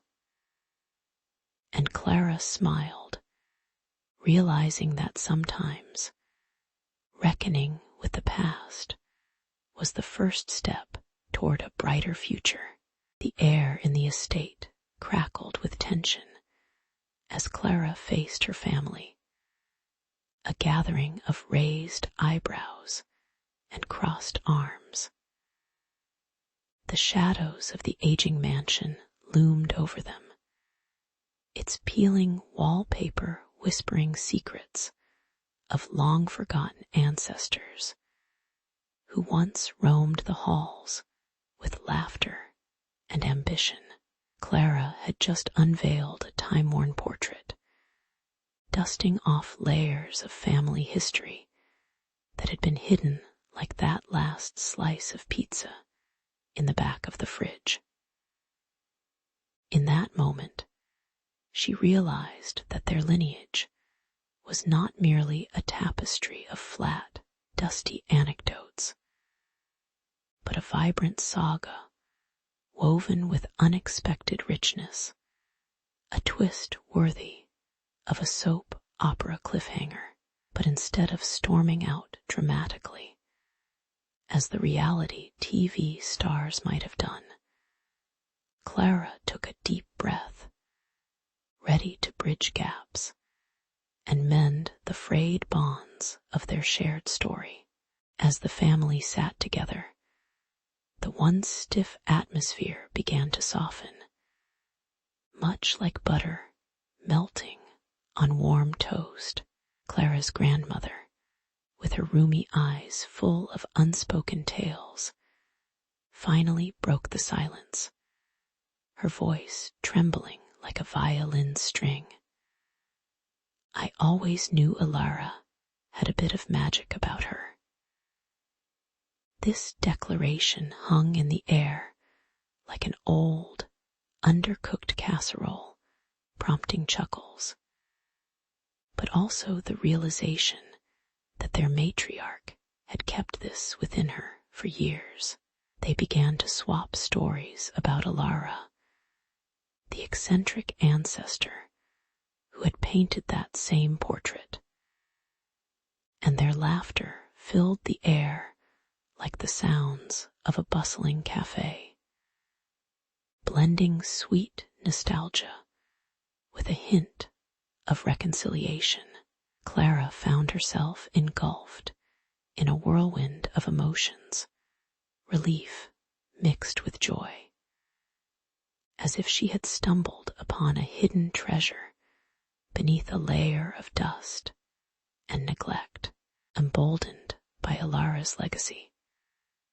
Clara's family rallied around the plan to restore the estate, each member pitching in like a scene from a home improvement show. If only they had a charismatic host wielding a hammer in one hand and a coffee in the other, the haunting beauty of the once dilapidated manor began to shine again as they scrubbed, painted, and plastered with the fervor of adventurers embarking on a grand quest. Somewhere between slapping fresh paint on the walls and listening to the indie playlist blasting from Clara's phone, the house transformed into more than just a structure. It became a symbol of their shared roots. Tattered family portraits began to hang in pride of place, and Alara's time-worn face seemed to watch over them, urging them onward like a cheerleader in an old movie musical. Her spirit woven into every beam and every brushed stroke of paint. Clara felt a strange sense of calm wrap around her like a favorite quilt on a chilly night as she delved deeper into her family's history. With each discovery, a locket hidden in an attic trunk, dusty journals brimming with spidery cursive, she unearthed pieces of herself in tales of mischief, love, and resilience. It was akin to binge-watching her family's own reality series, filled with laughable mishaps and heartwarming moments. The overwhelming scent of old wood and lavender polish filled her nostrils as she wandered the halls. And bizarrely, she even started to hear whispers, as if Alara herself was gossiping about the modern world from a different time and space. Clara couldn't help but chuckle at the irony of it all. After years of feeling disconnected, she now felt more entwined in her family's fabric than a knitting disaster on a cold winter's afternoon. On the last evening spent in the manor, Clara stood before Alara's portrait, the flickering candlelight casting dancing shadows, illuminating the depths of the canvas with vibrant hues. The silence enveloped her like a warm embrace, and she let out a deep sigh as the connection to her ancestor rippled through her, a strange sensation akin to logging into a long-lost social media account only to find that the notifications were all about love and legacy, not just memes and cat videos. In that moment, she realized that their flawed, intricate family tree was not an obstacle, but a great tapestry of resilience, each knot a story, each thread a connection. As she touched the canvas, Clara felt as if she were shaking hands, or perhaps reconciling across time with Alara herself. And with every heartbeat, it became clearer. The past and present were not separate entities, but rather dance partners, engaging in a chaotic waltz of love, longing, and renewed understanding. In the charming seaside town of Pennywhistle, where the wind carried the salty scent of the ocean and gulls squawked like over-caffeinated tourists, Emily and Thomas felt like treasure hunters. with their backpacks bulging with notebooks and a penchant for historical trivia. They entered the aged library, a crumbling relic filled with secrets older than time itself. Dust motes danced in the shafts of light, filtering through the grimy windows, casting an ethereal glow upon the sagging shelves. As they browsed the time-worn volumes, the musty smell of ancient pages enveloped them like an overzealous grandmother's hug, thick with nostalgia and a hint of mildew. Little did they know that amidst the forgotten literature lay a love letter, its faded ink a whisper from the 18th century, waiting to spin their world upside down like a historical roller coaster ride from a Marvel blockbuster. When Emily's fingers grazed the delicate parchment tucked between two dusty encyclopedias. Yes, they were the kind of nerds who still believed in encyclopedias. Their hearts raced with excitement. Veins of handwritten words spilled across the page, each stroke saturated with longing and passion, hinting at a romance that could rival any rom-com. But as they shared puzzled glances, the irony struck them like a cannonball to the chest. Here they were, two 21st century history buffs, utterly captivated by a love story long forgotten, buried under layers of time and obscured by musty volumes, like characters in a cheesy Netflix flick. Their quest to uncover the story behind the letter began, driving them deeper into the heart of the town's past, where every cobblestone stair seemed to murmur secrets of its own. What they didn't realize was that this journey wouldn't just teach them about history, but would redefine how they viewed every boring class they ever attended. Days turned into weeks as Emily and Thomas uncovered traces of the letter's origins, digging into archives that smelled like aged paper and disappointment. They pieced together the story of two star-crossed lovers, one a dashing sailor whose laugh could charm the sea, the other a clever, sharp-tongued seamstress with dreams bigger than the ocean.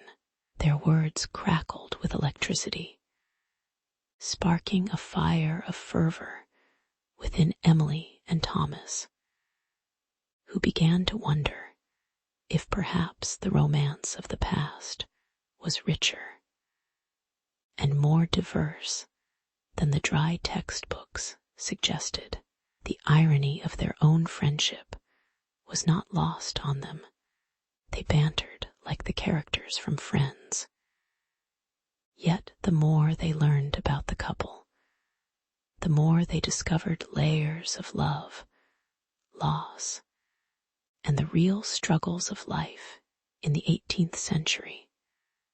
Nothing short of a dramatic soap opera, punctuated by cannon fire and the scent of fresh sea air. As they dove deeper, the letter wasn't just a piece of paper anymore. It was a portal into an era that reshaped their vision of the world. With every new detail, they uncovered historical scandals, family feuds, and whispered secrets. The couple's story began to intertwine with their own lives. Emily found herself getting butterflies over the prospect of her own undeniable chemistry with Thomas, suddenly realizing that their adventures together held a spark reminiscent of the sailors and seamstresses of yesteryear.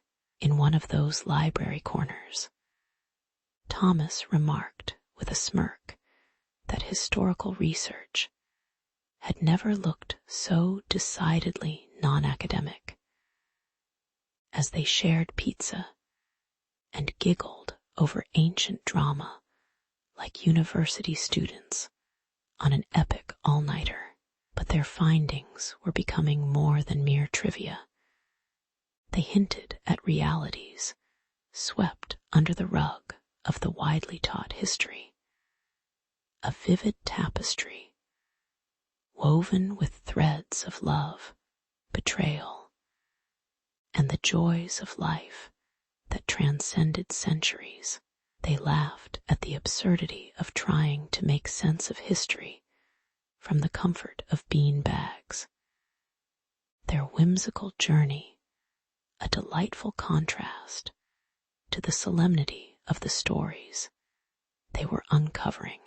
As their footsteps echoed softly against the worn wooden floor of the library, Emily and Thomas stood at a crossroads, not just of history, but of their own hearts.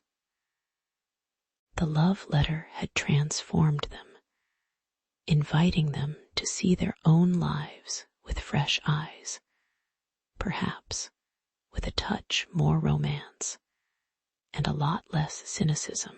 They leaned against dusty shelves, buoyed by the currents of the past and the salty breeze from the nearby shore. In the end, as the sun dipped below the horizon, casting fiery oranges and purples across the sky, they understood that history wasn't merely a collection of dates and events. It was alive, breathing, and full of stories yearning to be told.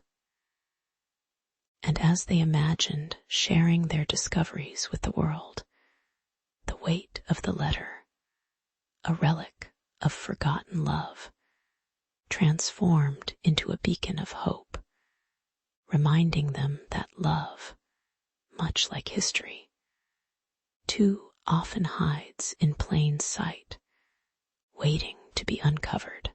The air was thick with the scent of aged paper and a hint of forgotten romance as Emily and Thomas began their quest to trace the origins of the unassuming letter they had unearthed in the dusty confines of the town library. With its yellowed edges and fading ink, the letter whispered tales of a love that time sought to bury. They sat at a wooden table, the light casting a faint glow on the ink smudges. And as they delved into the words, it felt as if the whispers of Isabella and William were rising up to pinch their ears. Yet, just as they were swept away in the elegance of bygone love, a knock on the window jolted them back into the present, a reminder that not all was well in their quaint little town. Suspense dripped from the walls as they peered outside to see a figure quickly disappearing around the corner, urging them to remember. Some secrets are never meant to be unearthed. With each new clue uncovered, Emily's cascading curls bounced energetically atop her head, mirroring her growing fervor, while Thomas, perpetually the more cautious of the pair, drummed his fingers anxiously against the table. They discovered that Isabella was not just a noblewoman. She was the girl with dreams that rivaled the stars. And William, oh, he was a soldier whose bravery was wrapped in the cloak of obscurity, fighting battles not just on the battlefield, but against the very fabric of societal norms. The deeper they dug, the more they realized they were unearthing a fairy tale filled with grit and sacrifice. A story that could tumble down like a stack of precariously balanced novels. Yet as they traced the faded footprints of history, the sounds of hushed conversations began to echo around them, igniting the sense of being watched by unseen eyes, as if the ghosts of those who opposed such a union were lurking just beyond their reach, literally drawn into the gritty tapestry of Isabella and William's world. Emily and Thomas found themselves navigating through old tavern rumors and cryptic warnings disguised as friendly advice. There was Mary, the town's self-proclaimed historian, who, with her knitting needles clacking away, sat them down on a rickety porch and whispered, "Some stories are best left untold, darling." The irony was palpable. She held a secret herself, like she was sipping tea from a cup adorned with the phrase, "Keep calm and carry on," while revealing just the opposite. But the truth was like honey on a knife's edge, sweet yet dangerous. And as they listened to her veiled threats, the static crackled in the air, a tense reminder that not everyone would celebrate history being dragged into the light. Determination ignited a fire within them, a spark so fierce that it spread like a wildfire across their imaginations.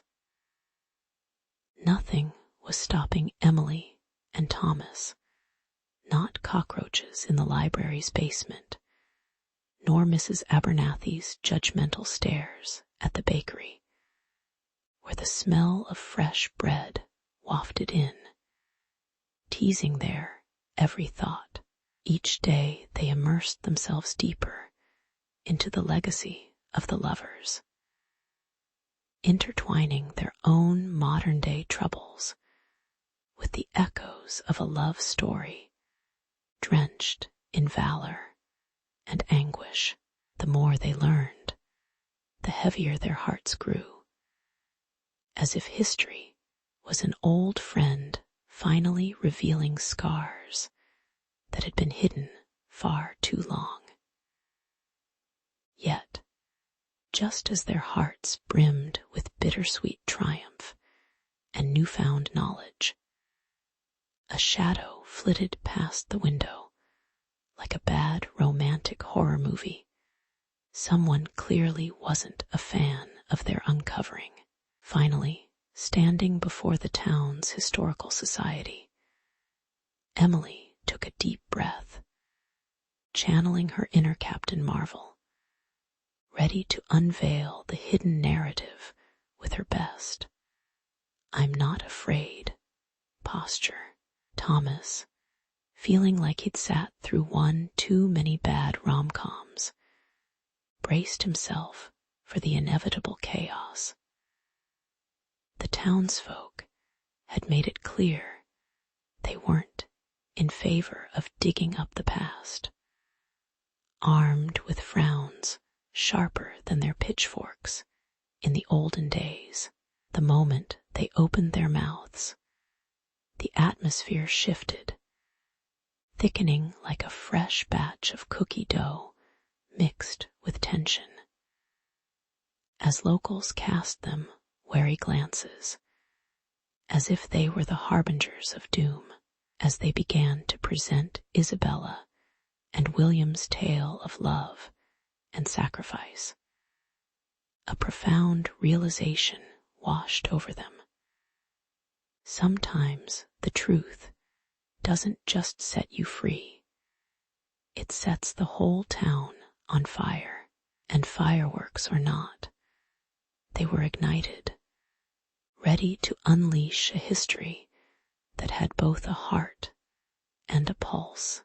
As Emily and Thomas approached the ancient estate, the enchanting creak of the weathered gates groaned like a rusty hinge, betraying secrets best left undisturbed.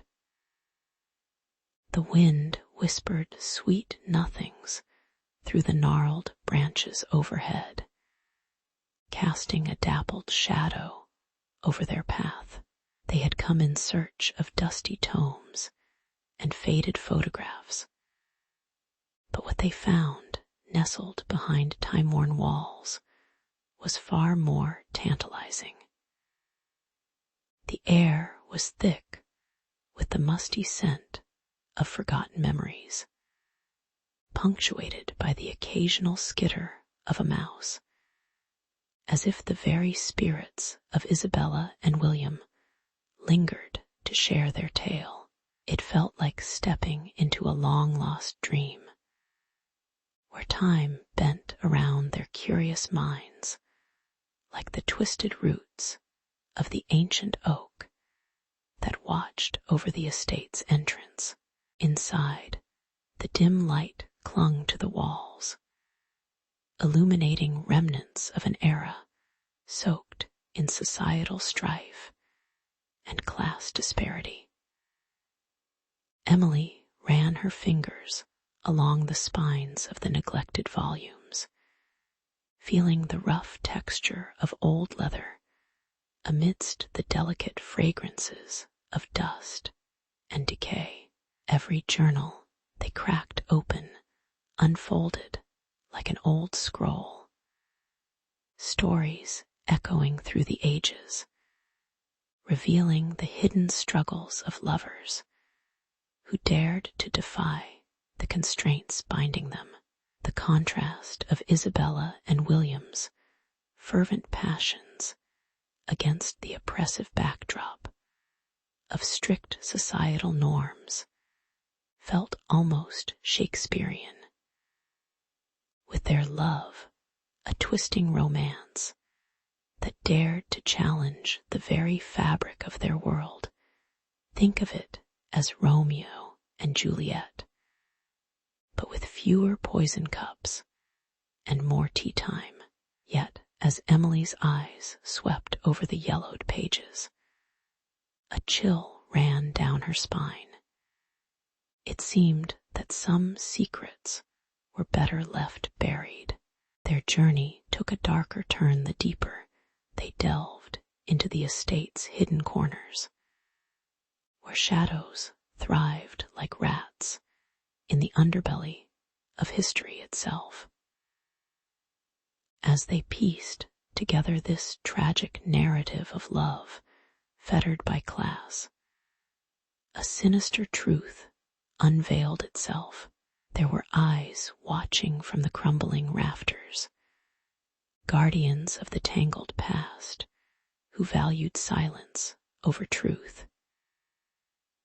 The oppressive heaviness of the house seemed to shift and swell around them, and the sight of broken furniture dressed in cobweb veils felt like the ghost of a long-lost dinner party frozen in time.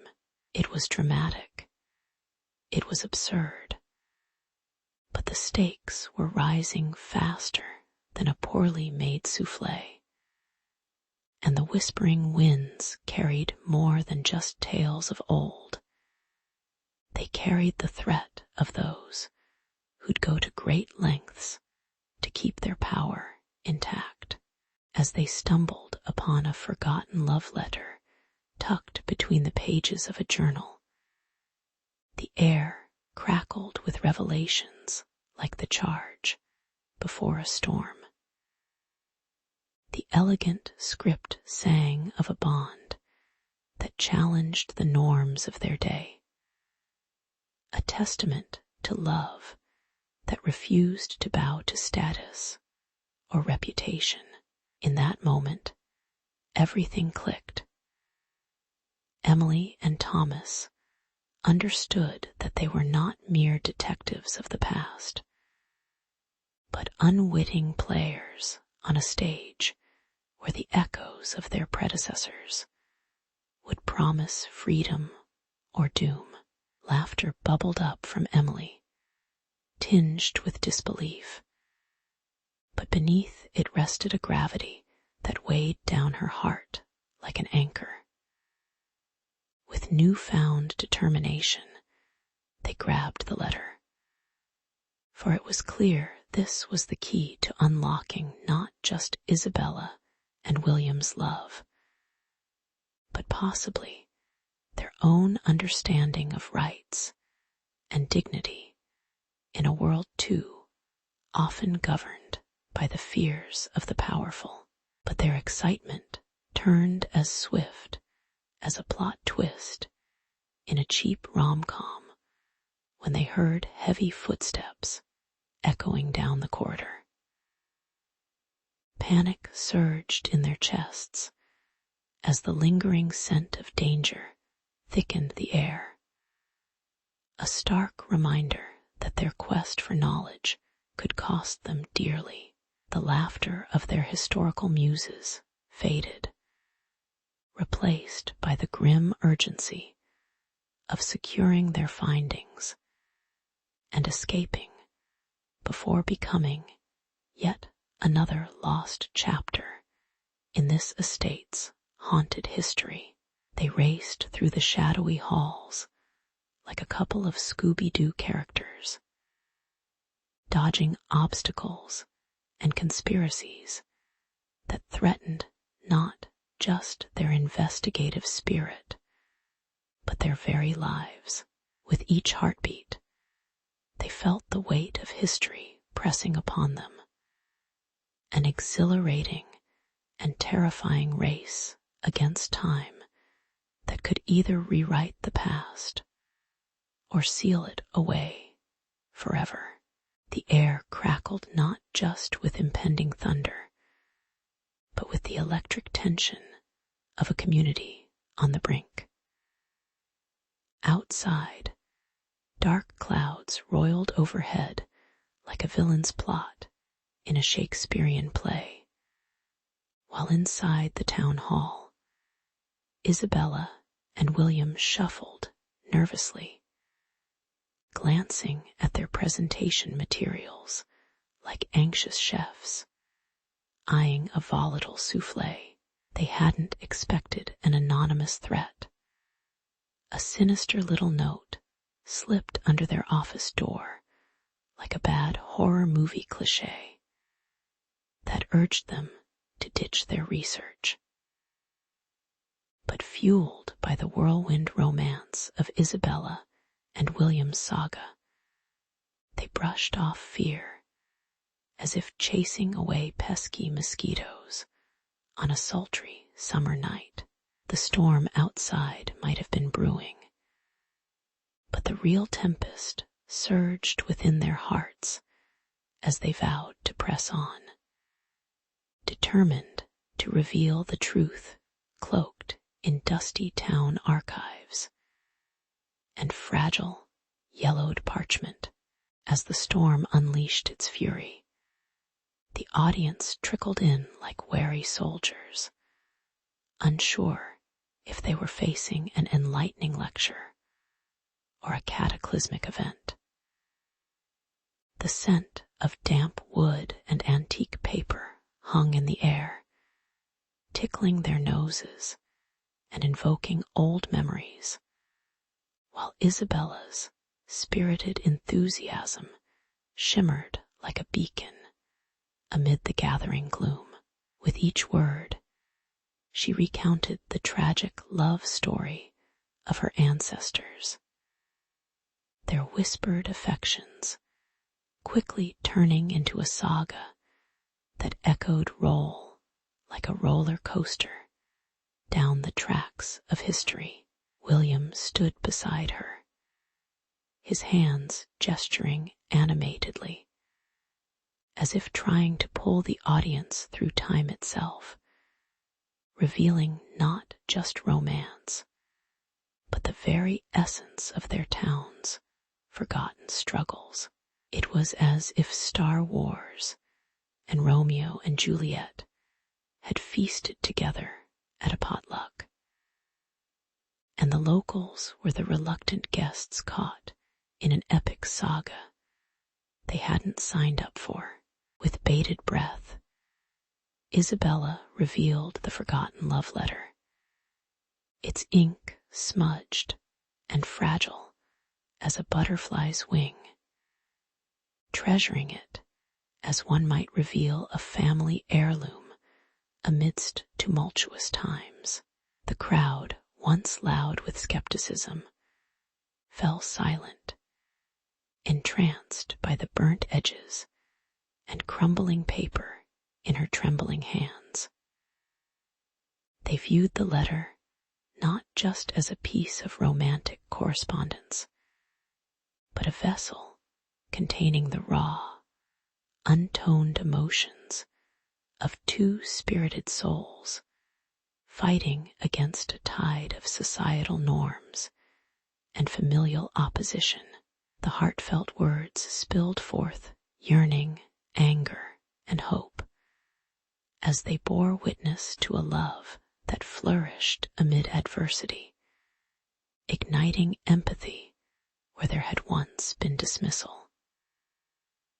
Suddenly, history was no longer a relic of the past. It vibrated with every heartbeat in the room, reminding them all of their shared humanity. But just as they began to light the spark of understanding, an uncomfortable truth dripped into the narrative like rain on an old rooftop, pooling in the minds of the audience, who in this quaint town had turned a blind eye to the love and pain that blossomed in the shadows. The letter shed light not just on the couple's clandestine affair, but also on the community's collective hypocrisy, unveiling the unspoken judgments that had tainted their legacy like the rust on ancient iron. Gasps flitted around the room, as though someone had just revealed the killer in a game of Clue. The white glove flew off, revealing the grit and grime of history. It became abundantly clear they couldn't simply sweep the cobwebs of the past under the heavy carpets of the present and expect them to disappear without a trace. As the storm raged on outside, lashing the building with rain like a scene straight out of a superhero flick, the audience wrestled with their revelations. What started as an ordinary exhibit had morphed into a powerful mirror, reflecting their town's secrets back at them, forcing each person to confront uncomfortable truths about love, loss, and legacy. Some heads shook in disbelief, while others nodded, emboldened by a newfound awareness that perhaps they had hidden behind their own walls for too long. With the echoes of Isabella and William's saga resonating in their hearts, they realized that history wasn't just about dates and dusty tomes. It was a living, breathing entity that demanded acknowledgement. And as the thunder clapped its applause in the background, they discovered that in the midst of turbulent storms, a forgotten love letter could indeed change everything. The day after their big presentation was like a scene from a small-town soap opera, a heady mix of acceptance, skepticism, and whispers carried by the wind. Folks gathered at the diner, gripping greasy plates of fries while debating the implications of the long-buried love letter. The aroma of sizzling bacon wafted through the air, but it seemed to take a backseat to the intoxicating taste of scandal. "Did you hear what those kids dug up?" one woman clucked, her eyebrows arching so high they nearly floated away. Meanwhile, Emily and Thomas exchanged glances, a silent pact binding them, a bond forged not only through their research, but through the shared exhilaration of challenging the status quo with ink and parchment from the past. In the town square, the sunlight glinted off dusty storefronts, illuminating the smudges of history that clung to the cobblestones like stubborn gum. People ambled about, some clutching their morning coffee like a lifeline, while others leaned against lamp posts, discussing the forgotten couple from centuries ago like they were the newest reality TV stars. Did you ever think a love letter could hold the power to shake things up? Thomas mused aloud, a grin spreading across his face as he remembered the initial gasps from the audience. With every twist and turn of their newfound dialogue, it was becoming clearer. This wasn't just about romance. It was about class, identity, and rewriting narratives that had tightly stitched the town's fabric together for generations. Perhaps love, particularly the kind that dared cross boundaries, was a stronger force than they had ever anticipated. As days rolled into weeks, one could almost hear the echoes of conversations bubbling to the surface, conversations that had long been drowned out by the mundane rhythm of routine. The town buzzed with energy, punctuated by laughter and the occasional squabble over whose ancestors had truly paved the way for such societal shifts. In homes once filled with silence, kitchen tables became battlegrounds of opinion, where Grandma's old Civil War stories met the young'uns who dared to provoke with their modern ideas. The air crackled with excitement, and for once, the dust of history didn't feel like a crumbling relic, but rather a living, breathing entity inspired by the forgotten lovers who had reminded them all that passion knows no economic boundaries. Emily savored the irony.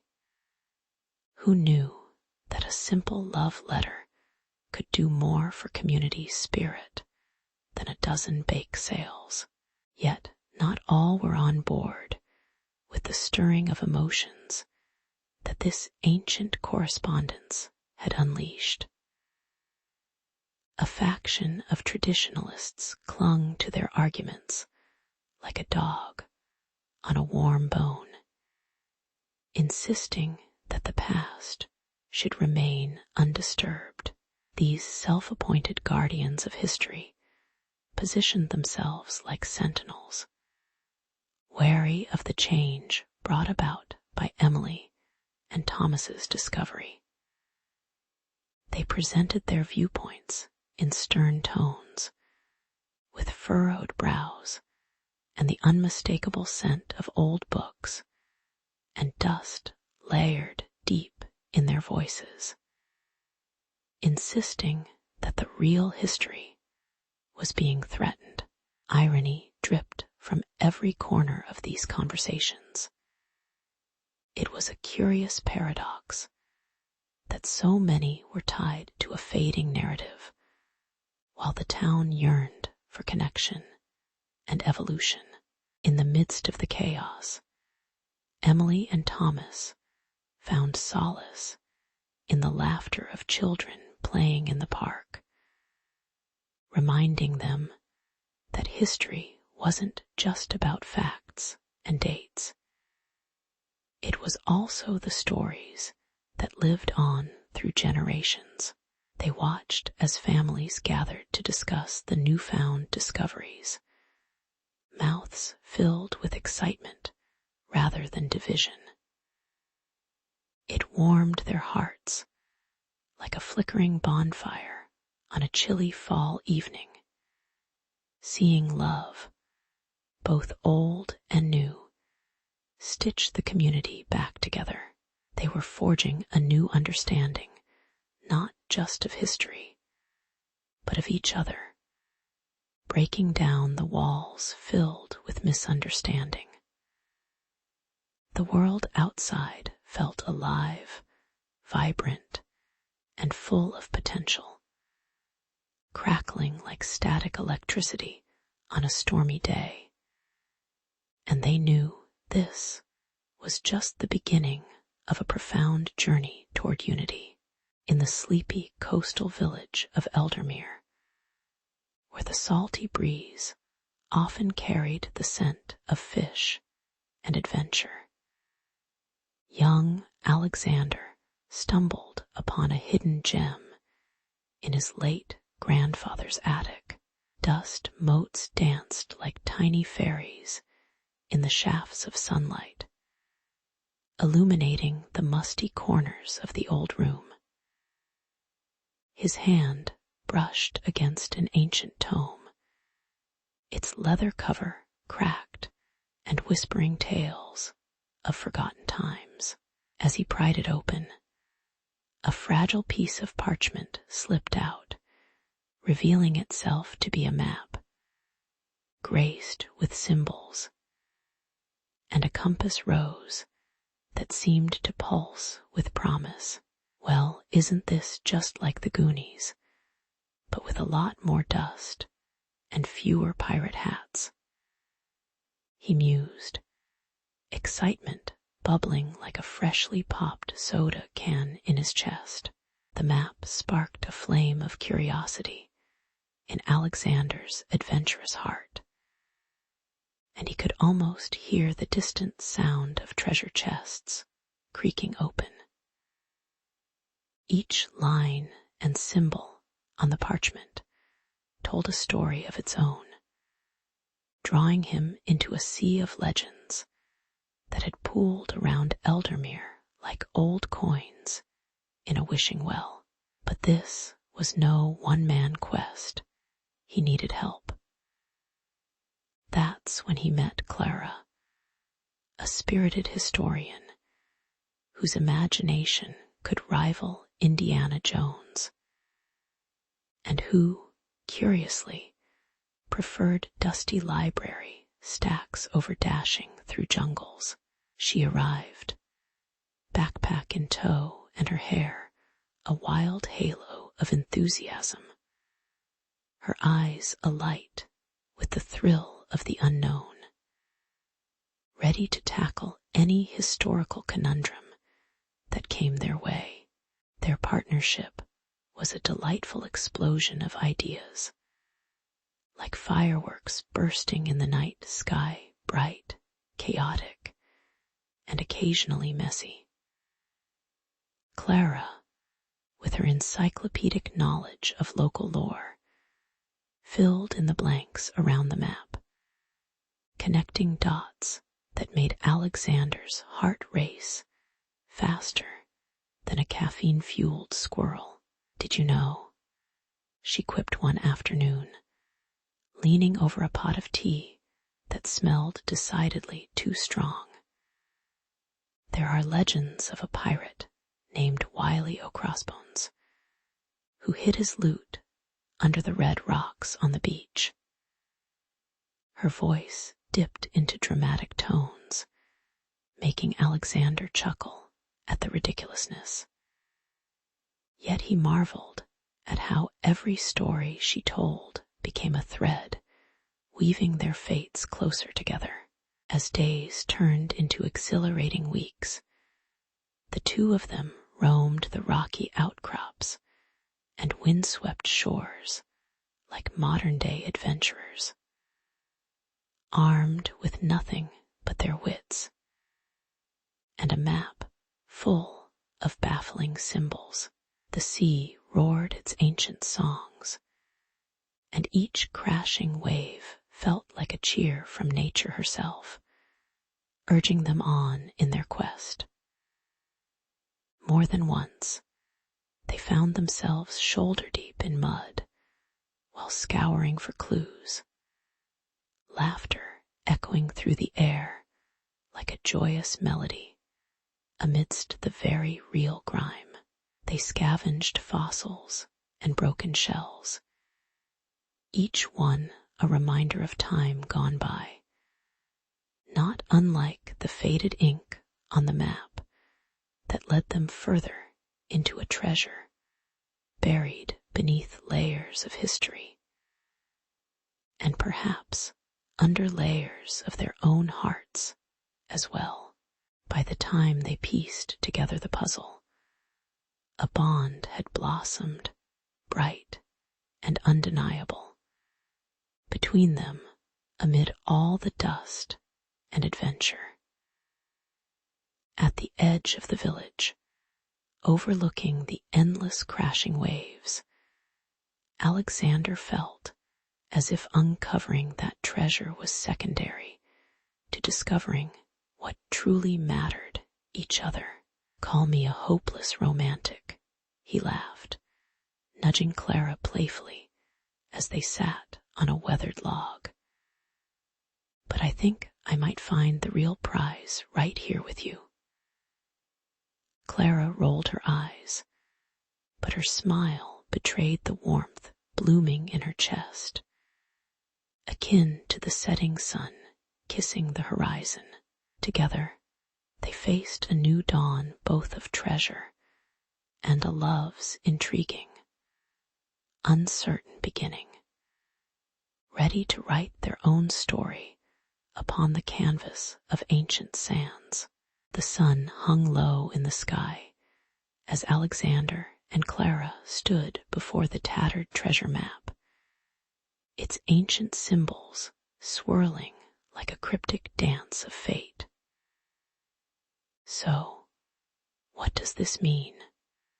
Clara squinted at a particularly perplexing emblem, resembling a sun trapped in a spider's web.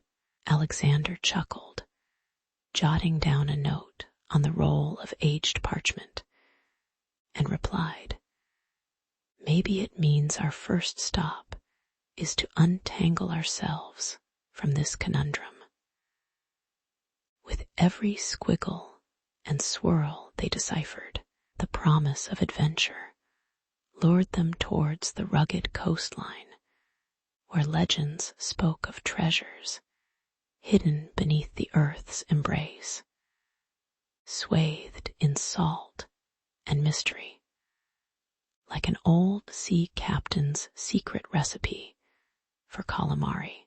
The map seemed to pulse with an energy of its own, igniting a fire in their hearts that would soon test the very bonds that brought them together. Their feet crunched against the sand as they made their way along the rocky shores, the ocean roaring like an angry mother scolding her mischievous children. Each wave that crashed against the jagged rocks sprayed them with salty mist, a reminder of nature's unpredictable temperament. Clara's laughter mingled with the sound of the surf as she slipped on a loose pebble, catching Alexander's arm for balance. Whoa there. I'd hate for you to meet the deep blue before we find that gold, he joked, his heart pounding with excitement and something else, something deeper that felt almost like the thrill of discovery itself. Still, most days held the humor of uncertainty, and neither spoke of the nagging fear of what lay ahead, the storm that loomed, as dark and promising as an old pirate's legend. As dusk settled like a velvet curtain, dark clouds rolled in, and the wind began to howl, sending shivers down their spines. The fierce storm gathered its strength, crashing down upon them as they sought refuge in the entrance of a hidden cave, its mouth gaping like a giant yawning cat, hungry for the secrets of adventurers. The roaring wind outside mingled with the drumming rain, creating a symphony of chaos that threatened to drown out their thoughts. Clara pulled her cloak tight around her shoulders, her fingers brushing against the damp fabric, which smelled of earth and adventure. This doesn't look like a 5-star resort, she shouted over the storm, her voice in high spirits despite the tempest. And Alexander grinned, feeling a strange comfort in her defiance, as thunder clapped like applause, echoing through the dark chamber. Within the safety of the cave, as the storm raged outside like an overzealous fan at a rock concert, they lit a small fire, its flickering flames casting shadows that danced like ghosts of lost sailors. So, what's the plan? Wait for the sun to come back from its vacation, Clara teased, her eyes sparkling with the firelight. Alexander leaned closer, feeling the warmth envelop them both, and added, only if the sun promises to come back with a treasure map and a side of fries. Their laughter filled the cave, weaving through the rocky crevices as their shared fears and joys intertwined, transforming the camaraderie of their shared quest into an unshakable bond that felt as solid as the stone beneath their feet. It was in that rugged sanctuary, amidst the crashing waves and the whispers of long-lost sailors, that they began to confront not just the mystery of the map, but the deeper treasure buried within their hearts, the potential for more than just friendship. But even as their closeness grew, shadows loomed just beyond the flickering light. Rumors dripped like rainwater from a leaking roof, whispers of another treasure seeker, an infamous pirate whose reputation for ruthlessness made even the bravest sailors tremble. Each eye-roll-worthy tale of his escapades served as a chilling reminder that they were not alone in their pursuit. They were treading on a path shadowed by danger and greed. I knew I'd signed up for an adventure, not a full-on horror movie, Clara quipped, a devil-may-care grin spreading across her face as her bravado masked apprehension. So, amidst the chaos, storm, and looming threat, they prepared to emerge from the cave, knowing well that not only was the treasure they sought at stake, but the very beginning of their love story, one bold step into the tempest of the unknown. The skies over the Caribbean burned with hues of orange and pink, as whispers of a legendary treasure wafted through the taverns and marketplaces. News of gold coins and sparkling gems reached the ears of Captain Rayol, a pirate with a notorious reputation that could make the bravest sailor tremble.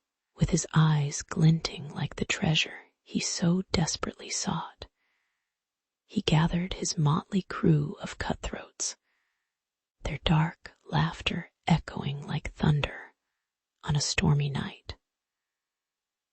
While spoiling for a fight, Rayol's heart raced not just at the thought of riches, but at the thrill of the hunt, like a cat prowling after unsuspecting mice. Little did he know, the real catch of the day was none other than the determined duo of Alexander and Clara, whose fates were about to intertwine spectacularly with his own. Meanwhile, deep in the jungle, the sweet scent of moist earth mingled with the sharp tang of citrus as Alexander and Clara navigated the overgrown path toward the final clue of the elusive treasure. The air was thick with anticipation, each rustle of leaves feeling like the heartbeat of the jungle, and their hands brushed against the map as they strategized their next move. Just as they finally believed the treasure was within reach, a sudden shout pierced the air, menacing voices filled with malice. The sun seemed to dim as Captain Rayol and his crew emerged from the underbrush, wicked grins plastered across their weathered faces, sharp swords glinting in the fading light, like a villainous gang straight out of a pirate flick. Looks like treasure hunting just got a bit more lively, Clara quipped, her heart pounding like a percussion solo in a high-stakes movie scene. The air crackled with tension as swords clashed with might, the battle igniting like an explosive action sequence. Alexander swept his blade in a wide arc, adrenaline surging as he matched Rayol's ferocity stroke for stroke. Clara, not one to be sidelined, fought valiantly beside him, her fierce spirit shining as she deflected a blow that came far too close for comfort. I may not have trained in a pirate dojo, but I could write Sword Fighting 101 on my resume, she shouted, laughing amidst the chaos. Their laughter echoed unceremoniously against the cacophony of battle, a strange contrast to the violent spectacle unfolding around them. As the melee intensified, the sun dipped below the horizon, casting shadows that danced like phantoms among the trees. Each parry and thrust brought them closer, their connection blossoming despite the peril surrounding them. Clara found herself backing into Alexander, the heat of the battle morphing into the heat of something far more significant lingering in their eyes. With her heart racing, she took a step closer, dodging a stinging swipe from a pirate's blade. "You know, I think I might love you, you brave blockhead," she blurted out, her voice a mixture of exhilaration and panic, the words spilling forth like treasure from a long clenched chest, unexpected and thrilling. Caught off guard, Alexander's eyes widened. But the moment was fleeting. Pirate chaos was still rampant around them, swords still clashing like cymbals in a rock concert. But in that cacophony, amidst their foes and the fray, something profound stirred between them, a connection stronger than the lure of gold. With a newfound fervor, he countered a pirate's advance and shot Clara a mischievous grin, his heart soaring like a ship catching the perfect wind. "Well, if we survive this, I think we can skip right to the part where we talk about our future together," he shouted, deflecting another blow. In that treacherous moment, amidst cutthroats and swashbucklers, they found more than just a treasure map. The compass of their hearts was finally aligning. The night air crackled with electricity as Alexander and Clara sprinted through the dense underbrush, their hearts pounding in sync with the distant shouts of the pirate crew giving chase. Moonlight filtered through the tree canopy, casting silvery patches on the forest floor, guiding their frantic steps. Every rustle in the foliage sent chills down their spines, as if the very trees were cheering them on, or perhaps whispering secrets about the treasure they sought. With each breath, the smell of damp earth and wild musk filled their lungs, pushing them further toward their destiny. It was less a pursuit of gold and jewels, and more a race against fate itself, as though the universe was holding its breath, waiting for their next move. Finally, they burst into an enchanted glade, where the moon hung low and bright, bathing everything in a ghostly glow.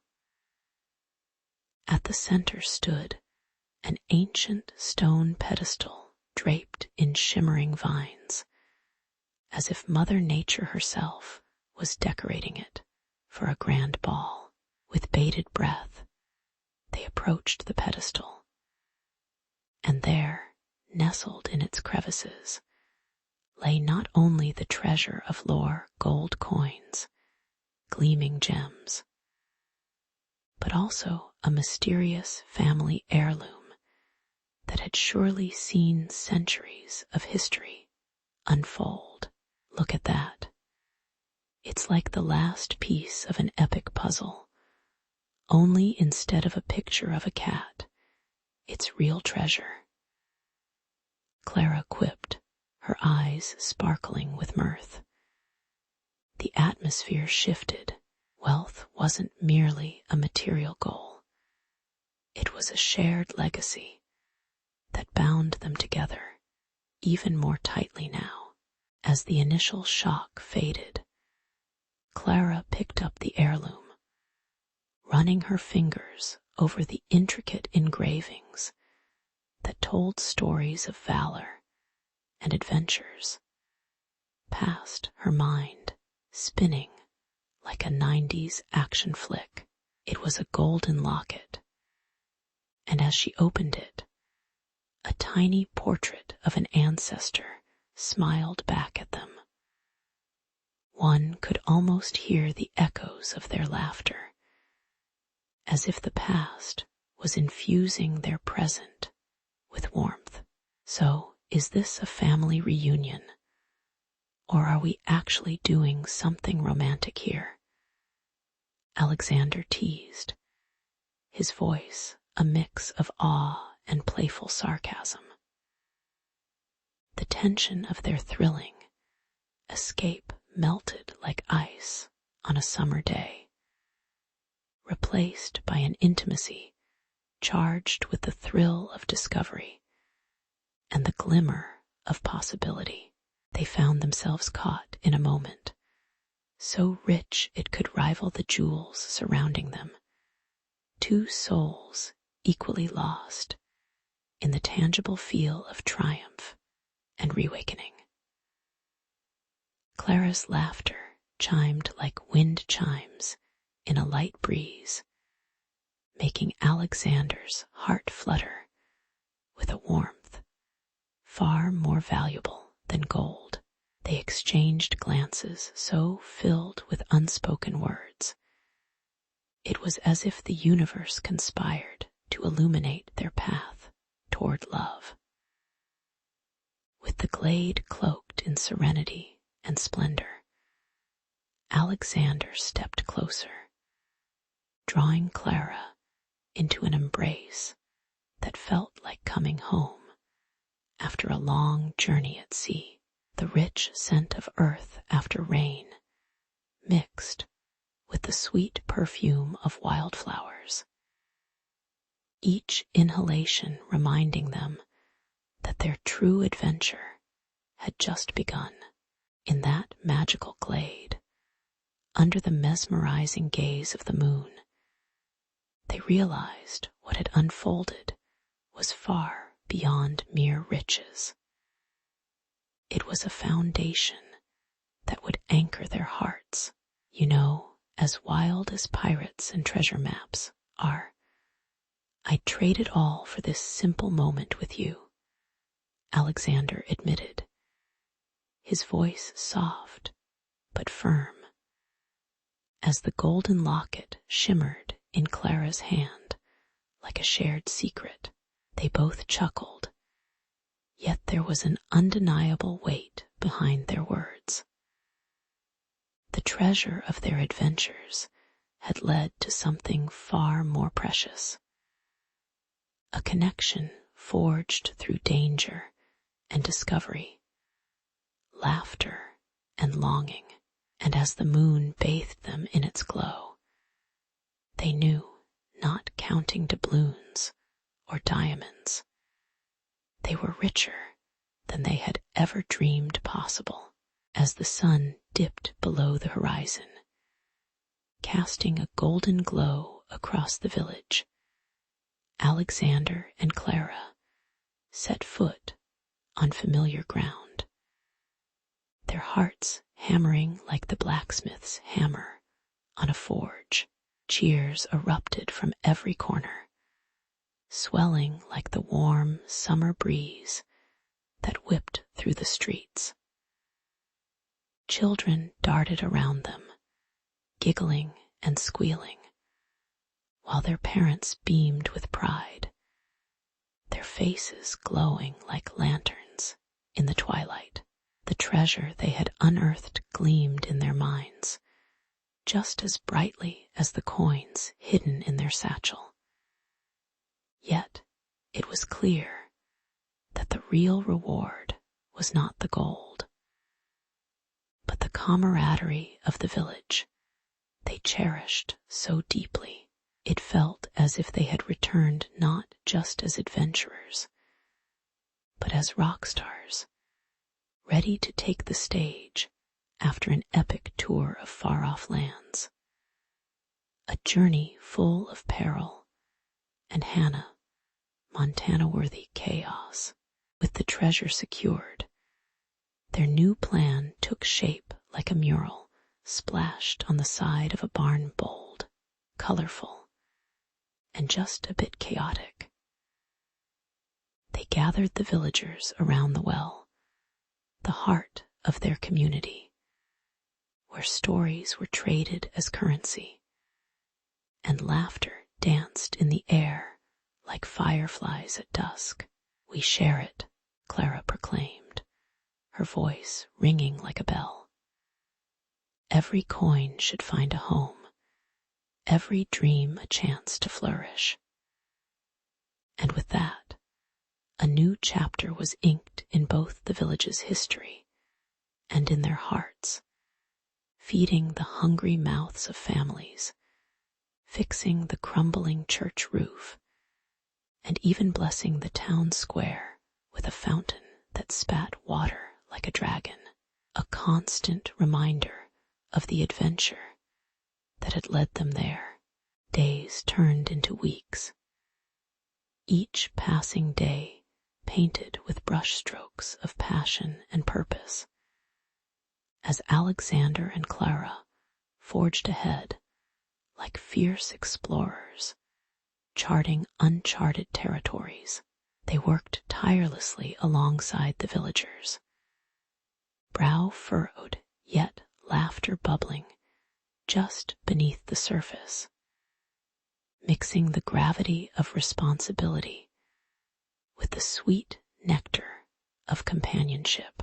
Their love blossomed in the shared sweat and joyous shouts, seeing each other through the dust and dirt that coated their hands like badges of honor.